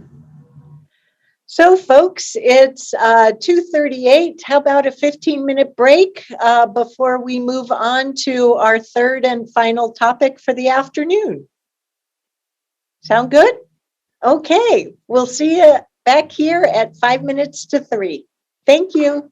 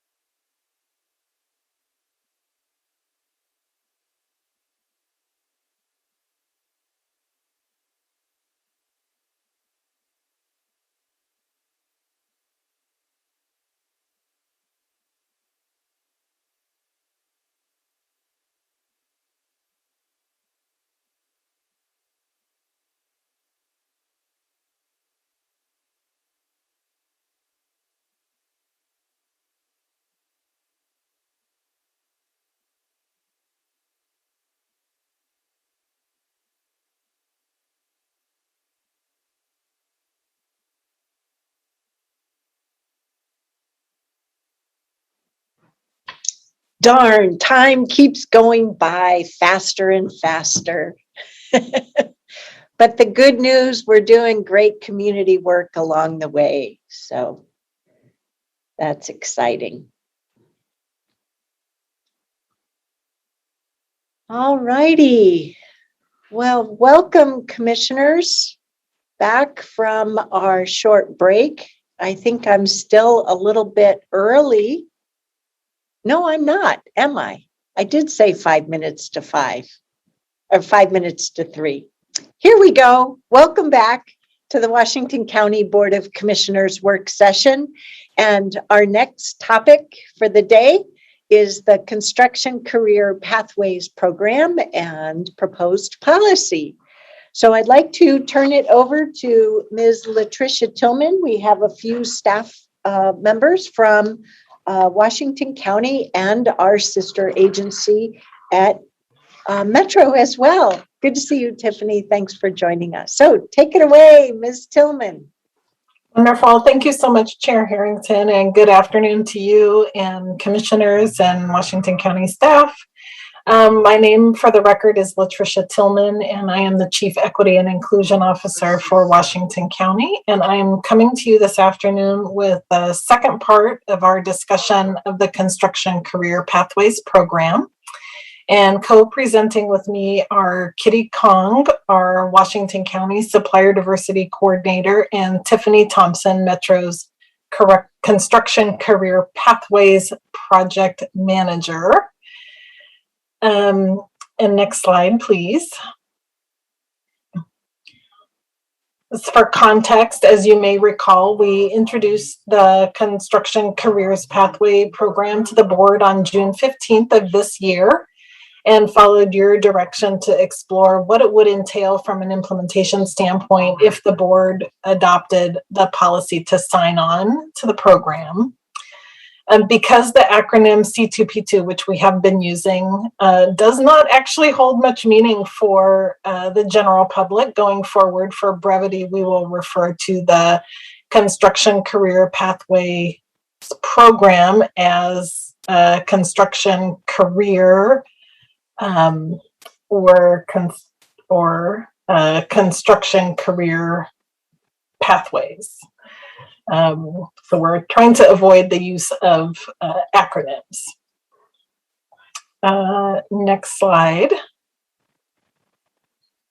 In our presentation today, Tiffany Thompson will provide a brief overview of the goals and the policy of the Construction Career Pathway Program, and Kitty Kong will give a high-level overview of what implementation would entail. And we'll do that before we circle back around to engage with you on any comments, concerns, or questions you may have and determine whether you would like to direct us to bring forward policy for adoption in a future board meeting. And with that, I will turn it over to Tiffany Thompson to review for you the goals of the Construction Careers Pathway Program. Hello, Chair Harrington and Commissioners. Thank you so much for having me back. I'm really excited to keep talking about this program with you. So just as a refresher, Construction Career Pathways is really a regional program where we recognize that we can change the lives of folks of color and women by giving them opportunities in the construction industry. And in order to do that effectively, we really have to have this regional approach where government agencies across the whole region are working together so that we're reflective in our solutions to getting more diverse workers in this industry, that we're reflective of how the industry works when we're doing those, when we're going to those solutions. So a few things to highlight. We really believe that Construction Career Pathways will meet the following goals. One, we know there's a workforce shortage in construction. And so by having a racial equity lens on getting workers into the construction industry, we are helping fill that gap that we have for that skilled construction workforce. We're increasing the opportunities for people of color and women. We're taking regional coordination and leveraging our collective efforts. So as public owners, we all have the workforce that we need to work on our projects. We're helping to establish consistent recruitment, training, and retention policies and practices within the industry. And then we're also making high road industry standards the norm with strong environmental and labor standards to improve our communities and nurture that equitable growth that we want to see. And I just want to really highlight a little bit about what we mean when we say high road. What we mean by that is that workers receive a fair wage, that they have family-friendly benefits, and that they have a workplace culture that's built on equity, diversity, inclusion, and mutual respect. And then at the same time, those businesses who are doing that, they experience increased worker productivity, less waste, lower turnover, and a competitive edge in getting those workers that we so desperately need in this industry. And ultimately, that is all contributing to a higher, more reliable profitability for those companies, but also helping make sure that we as public owners are building our public projects with the public interest in mind, that we're helping keep the costs down on those projects overall. The public interest also wins in other ways. When those companies have high road practices, they're putting more money into our local economies. Those wages are going to local workers. We're reducing reducing folks' reliance on taxpayer-funded safety nets as they gain careers and are able to fully support their families. And then overall, what we know is having that stability of a career and access to those opportunities, it improves the well-being of those families. So with those high road workplaces practices, everyone wins. And we're doing it in a deliberate and thoughtful way that ensures that we're having broad economic success and that it's sustainable. And so Construction Careers incentivizes more companies to choose that high road, and we start to normalize these standards. If we could go to the next slide. So with those goals in mind, what does it mean for Washington County to adopt construction career pathways? And I just want to talk about where there's some flexibility and where we're trying to standardize, just to give some context here. So one, adopting the hiring goals that are consistent with the regional framework. And those goals are ramped up over a 7-year period. And when I talk about those goals, I mean we're looking at 20% apprenticeship, 14% for women, and 25% for folks of color. We want to see agencies invest in the workforce supply, and Washington County has already been a leader in this area. You have $500,000 already invested in work systems that goes toward pre-apprenticeship training. So you've already met this piece. We want to see agencies track and report their progress toward those goals. And we're asking all agencies to really drive home that regional effort that each agency has representation on our regional collaborative committee. So all of those things are very standardized across agencies. Now, in order to be successful, you have lots of flexibility at Washington County about how you do that implementation in a way that makes sense for your agency. So you can determine how you're going to apply these goals to your projects. Are you going to set thresholds? What does that look like? All of that is up to you. How you continue to do the workforce funding, which you've already engaged in, that is a decision of Washington County. You can design that any way that you like. Developing a workforce agreement. Right now, Metro is in negotiations with the building trades and the carpenters to look at having a workforce agreement that any agency can sign on to. So in the event that you decide to use a workforce agreement, you already have a template that reinforces construction career pathways. And the last piece is implementing anti-harassment training. We want to see that on all of the projects that are possible, but how you all go about that as a county is up to you. So I think just a couple things I want to highlight that are out there already around anti-harassment. There's Green Dot, Rise Up, the Carpenters Positive Job Site Culture Training Programs. And I know that Washington County is participating in a coalition called Safe from Hate that's really looking at how do we make the construction industry really safe for folks, really respectful, and ensure that we retain all of those workers that are coming in. And I also know that Washington County already has a contract with B2G, which is business to government, and LCP Tracker, which tracks workforce, and you are already working with them. So tracking and reporting your progress, that's also something you can kind of put a check by. So the last thing I want to highlight is that in order to get to construction career pathways, if we can go to the next slide, we really worked with stakeholders throughout the community to get pledges of support to say that this framework could work across our industry and that we need support to do that. And I want to highlight some folks who've signed on recently. The Portland Business Development Group, which I know has met with some of you recently to talk about their efforts, are supportive of this. Latino Built, which is a contractors association, has also signed on. Recently, Portland Community College just joined this effort as an agency that's implementing construction career pathways. And just for perspective, a lot of folks are interested in this. The mailing list that I send information out to about the Regional Collaborative Committee and how we're working forward on this implementation goes out to around 150 people. So I want you to be able to take away from this that, like, we have some pledges of support from folks that signed on in the original time when we were trying to put together the framework, and we have continuing and building support in the community to bring this forward. So just in summary, right now, there are 7 agencies that formally have adopted construction career pathways. That's Metro, Prosper Portland, Multnomah County, Portland Public Schools, the City of Portland, Clackamas County, and like I just said, most recently, Portland Community College. And we are really hopeful that Washington County will be the next to join us, and you can be a part of this unique effort in our nation to try and create equity in construction. So with that, I know that Kitty has a lot more details about what it means for Washington County specifically, and I'm going to turn it over to her. Thank you, Tiffany. Oh, and thank you for the slide. All right. Good afternoon, Chair Harrington and Board of Commissioners. My name is Kitty Kong. I'm the Supplier Diversity Coordinator in the Office of Equity, Inclusion, and Community Engagement. So from the June presentation, we were tasked to research the Construction Career Pathways program with agencies who have adopted the program, and to also gather input from our internal stakeholders and county employees who would be affected if this were to be adopted. So internal input came from land use and transportation, facilities, community development, housing, finance, procurement, and economic development. And we have compiled our collective recommendations. Next slide, please. So the recommendations include to hire a construction career program manager. And the salary range for this position is $95,465 to $121,810.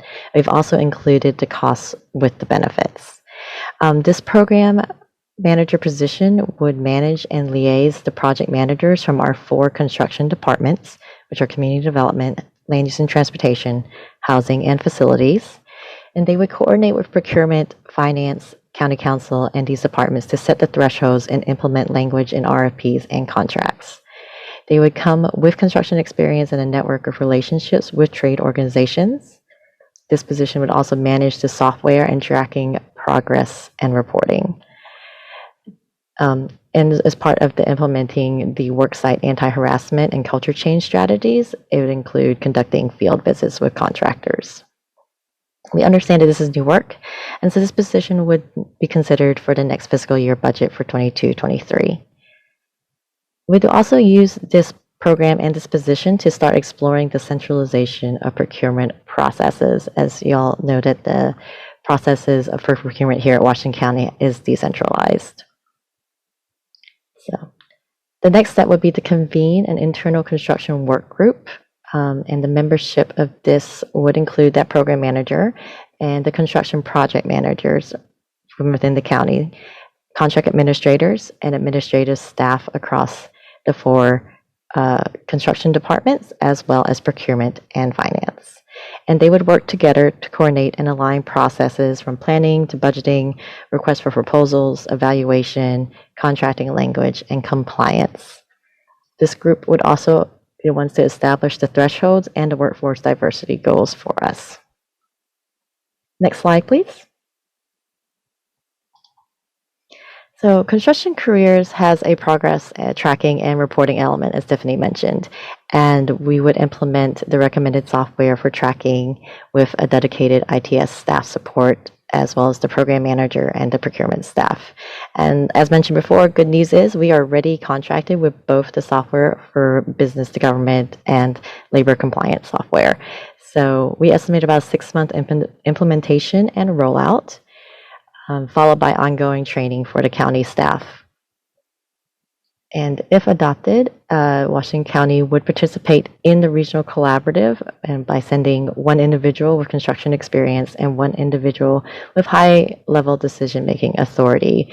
And for us, that would look like a deputy county administrator that's involved with construction departments. They would participate in a quarterly regional collaborative meeting and any work committees that come out of that.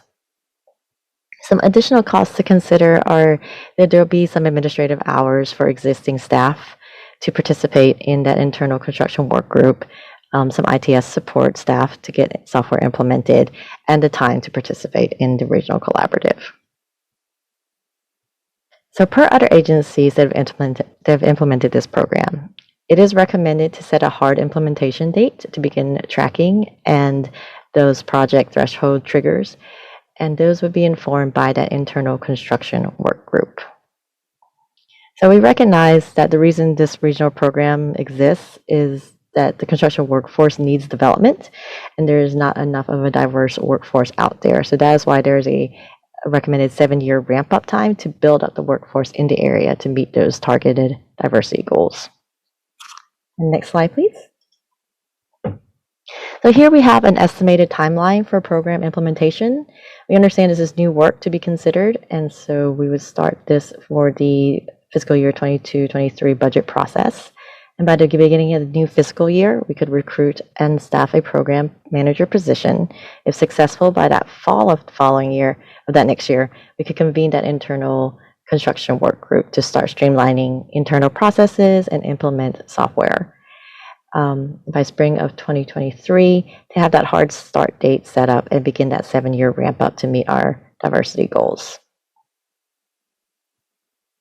Then next slide. All right, and I will pass this back to Latricia Tillman. Thank you. Thank you, Kitty, and thank you, Tiffany. And so at this point, we want to circle back around and open the floor back to you for any questions, comments, and determination of whether or not you'd like to consider the policy in an upcoming board meeting. So colleagues, in case,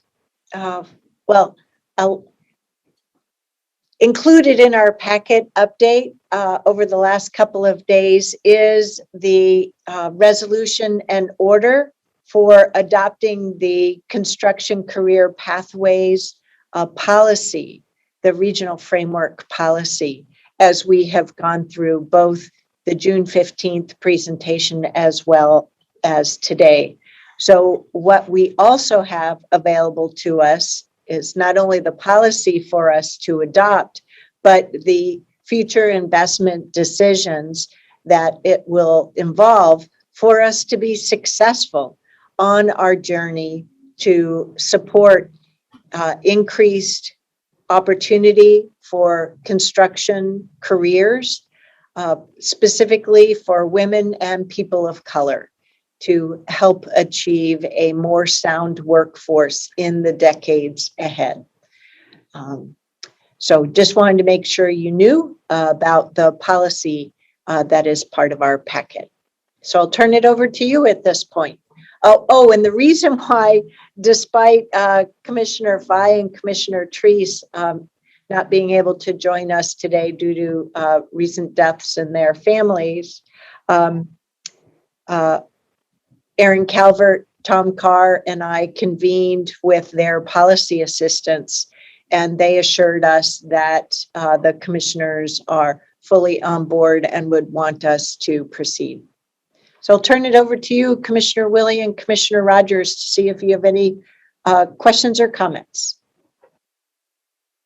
I'm going to allow Roy to go first so he doesn't accuse me of taking all the time. That's gracious of you. I've always been in favor of these kind of programs. The only way to get out of poverty is to have a job, and so these are important. The only question I have in all of this, or actually two, is one, regarding the added cost for an administrative person. If that's going to be at one of these new assistant county administrator positions, why wouldn't that salary be covered in one of those positions? So I'm not quite certain Maren, you may know that.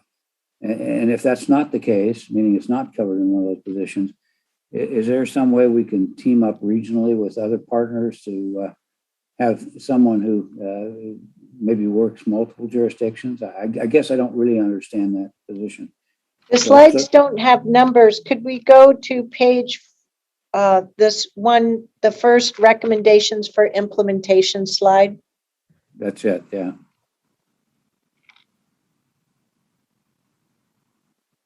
It'll be up momentarily. Thank you, Kevin.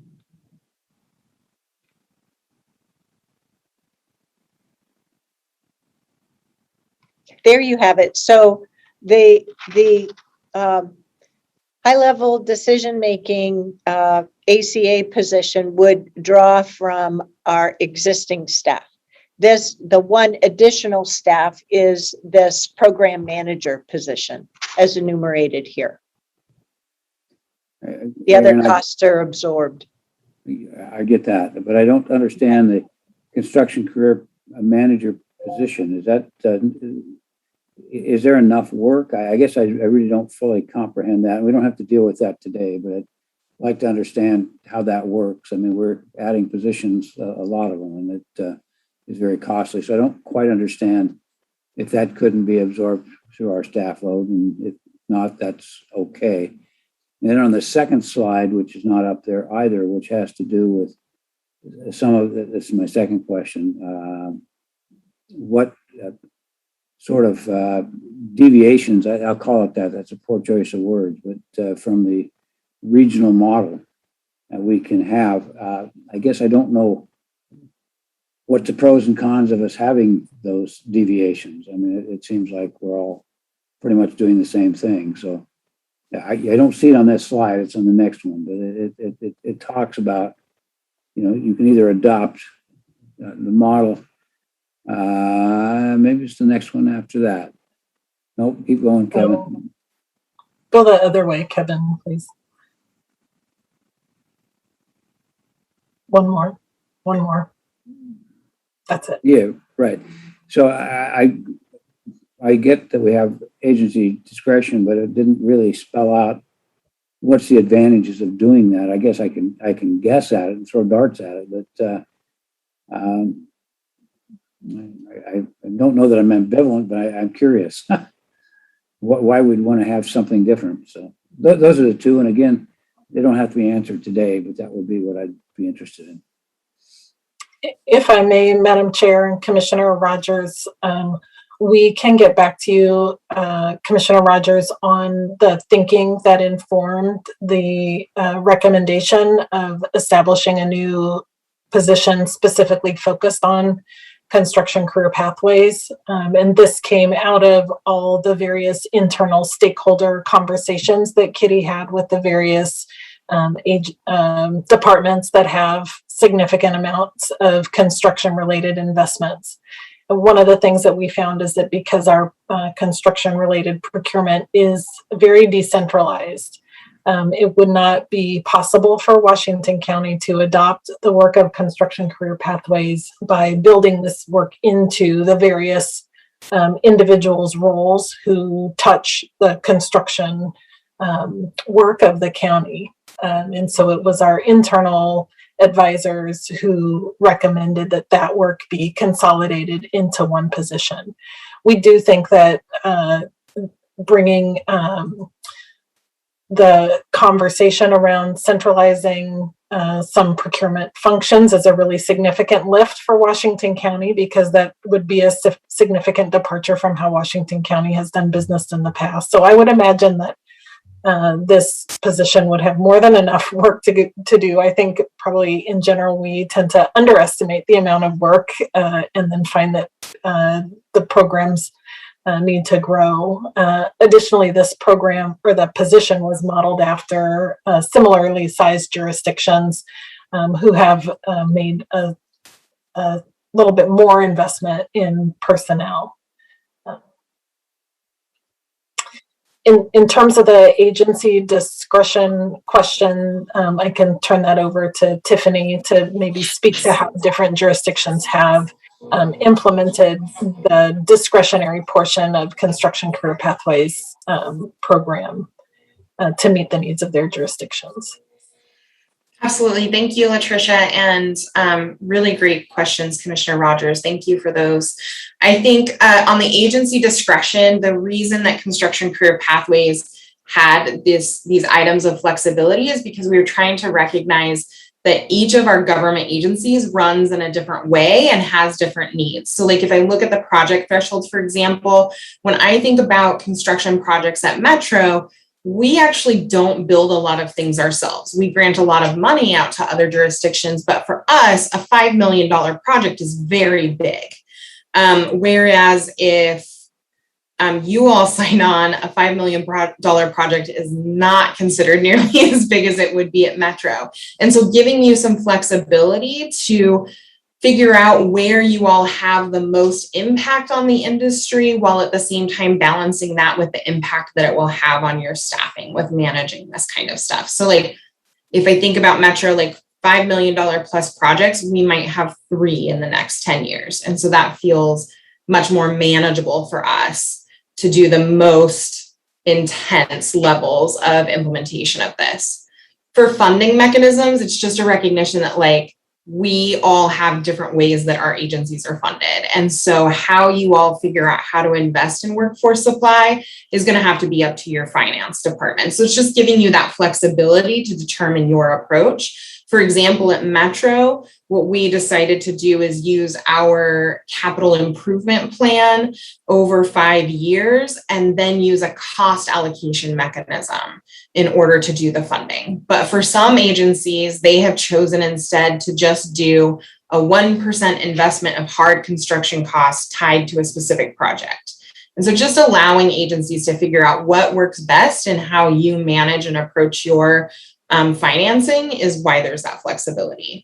And it's similar things on the workforce agreement. It might be that you all decide that you want to negotiate your own, but we have one available that you can build off of and sign on to, or you can develop your own if you decide that's what you want.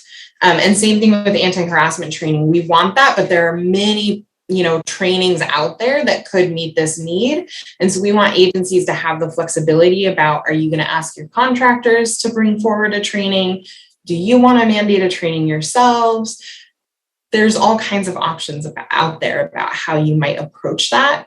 And we're just open to that. This is a fairly new area of practice in the construction industry. So there's different approaches that might work. And so we wanted to allow space for creativity and innovation to get the changes that we need. First of all, I'll say thank you, Tiffany. We don't know each other, but thank you for your explanation. It was very, very clear to me. Aaron, if a couple of things, if when this comes back, it'd be nice to have some staff recommendations so that maybe you've explored these. I haven't, as I mentioned, I'm in support of the concept and I like it, obviously, but I didn't consider these. When I looked at that slide, I didn't really think about the implications. So it'd be nice to have some understanding. What does it mean? And we may deviate, as you say, because there's some uniqueness to what we do and how we're implementing. So I'm a creature of not wanting to run into things and just say, yes, that's wonderful. And then 2 or 3 years later say, boy, we didn't consider. So it'd be nice if we considered and said, well, we thought about that. So anyway, thank you. That's all mine. Jerry, all yours. Thank you, Roy. I think you hit on some of the very things that I was concerned about. And staying with the same slide, agency discretion. And thank you very much again, Tiffany, for going through each one of those. And I guess I'm just a fan of being in control of my own destiny. And I speak for that globally for the certainly the rest of the commissioners and our county staff, so that we can define those and we aren't being held to any regional standard. And I think this, I really like this program. Again, I was going down a couple of slides to the construction career program manager position. I was trying to figure out how many people this was. Well, it sounds like it is one person who is going to work internally with all of those other departments. And yeah, I certainly understand. I think this is one of those positions where when we first start into it, we think it's this big. And the further we go, we realize how much larger the impact is on what it is, our construction jobs and the things that we do as a county. And so I think that job will be definitely a full-time job, especially when dealing with all of the other individuals and departments that you indicated here in your internal construction workshop, so work group. So yeah, I'm perfectly fine moving ahead with this. I like the program and have more dialogue. So thank you very much for bringing this.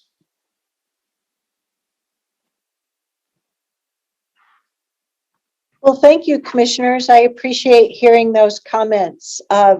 This is one piece of our commitment as the Board of Commissioners for Washington County, but also as the Board of Directors for Clean Water Services, to continue to support the development of a fully functioning workforce here in Washington County and across our region. You can't export construction. Those are great jobs and great careers.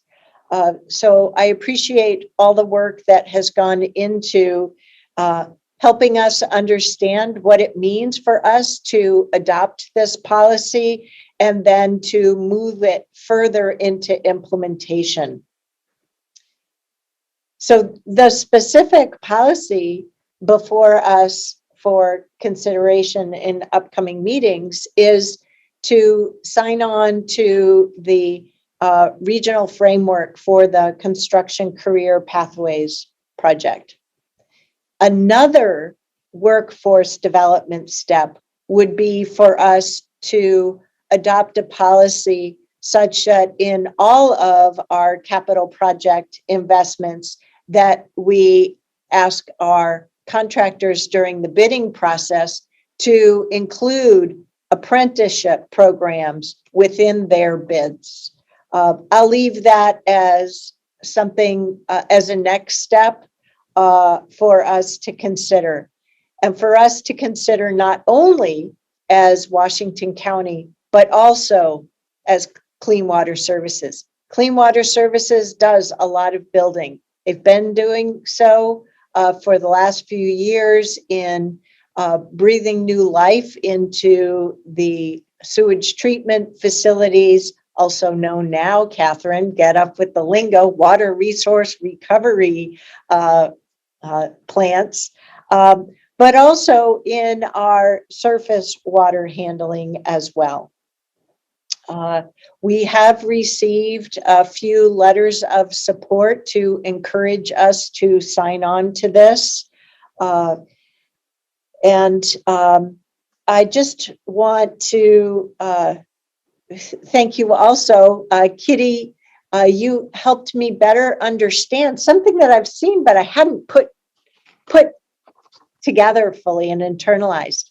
The fact that our construction contracting here in Washington County is decentralized. But having this new position will not only enable us to do our part to expand the workforce diversity in the construction trades, but it also pulls together all of those decentralized groups a bit more as we continue to evolve our practices with best known methods. You know, in my 2.5+ years alone, I've seen construction, massive construction projects from land use and transportation, you know, on the land use side primarily, with facilities and parks. Also with health and human services, hello, Kat, and housing services as well, whether we're talking about rehabilitating existing property holdings or also think about the affordable housing construction bond projects. So with a little bit of effort, we can make a lot of headway in expanding the construction workforce here in our region, particularly with opportunities for people of color in our diverse Washington County and also for women. So with that, temperature check for my other two colleagues here. Are you thumbs up with our staff programming up this policy and moving forward? Terrific, thank you. And I have every reason to believe that our other two colleagues will join us. So I once again want to compliment you, Ms. Tillman, Ms. Kong, and Ms. Thompson for bringing us on this journey. We've had a couple of different really informative presentations, and they've really made a difference to help us understand what we're trying to achieve and the kind of outcomes that we can achieve if we so choose to invest in our agency and in our community. So thank you very much. And I know we'll see you again when it's time for us to adopt the policy. Great. Thank you very much, Chair Harrington. Thank you. Well, with that, I think that brings our work session today to a close. Are there any last commissioner or leadership communication items for today, this fine October 5th? Nope. All righty then. We will hereby adjourn today's work session. Thank you, colleagues. Stay healthy, everybody.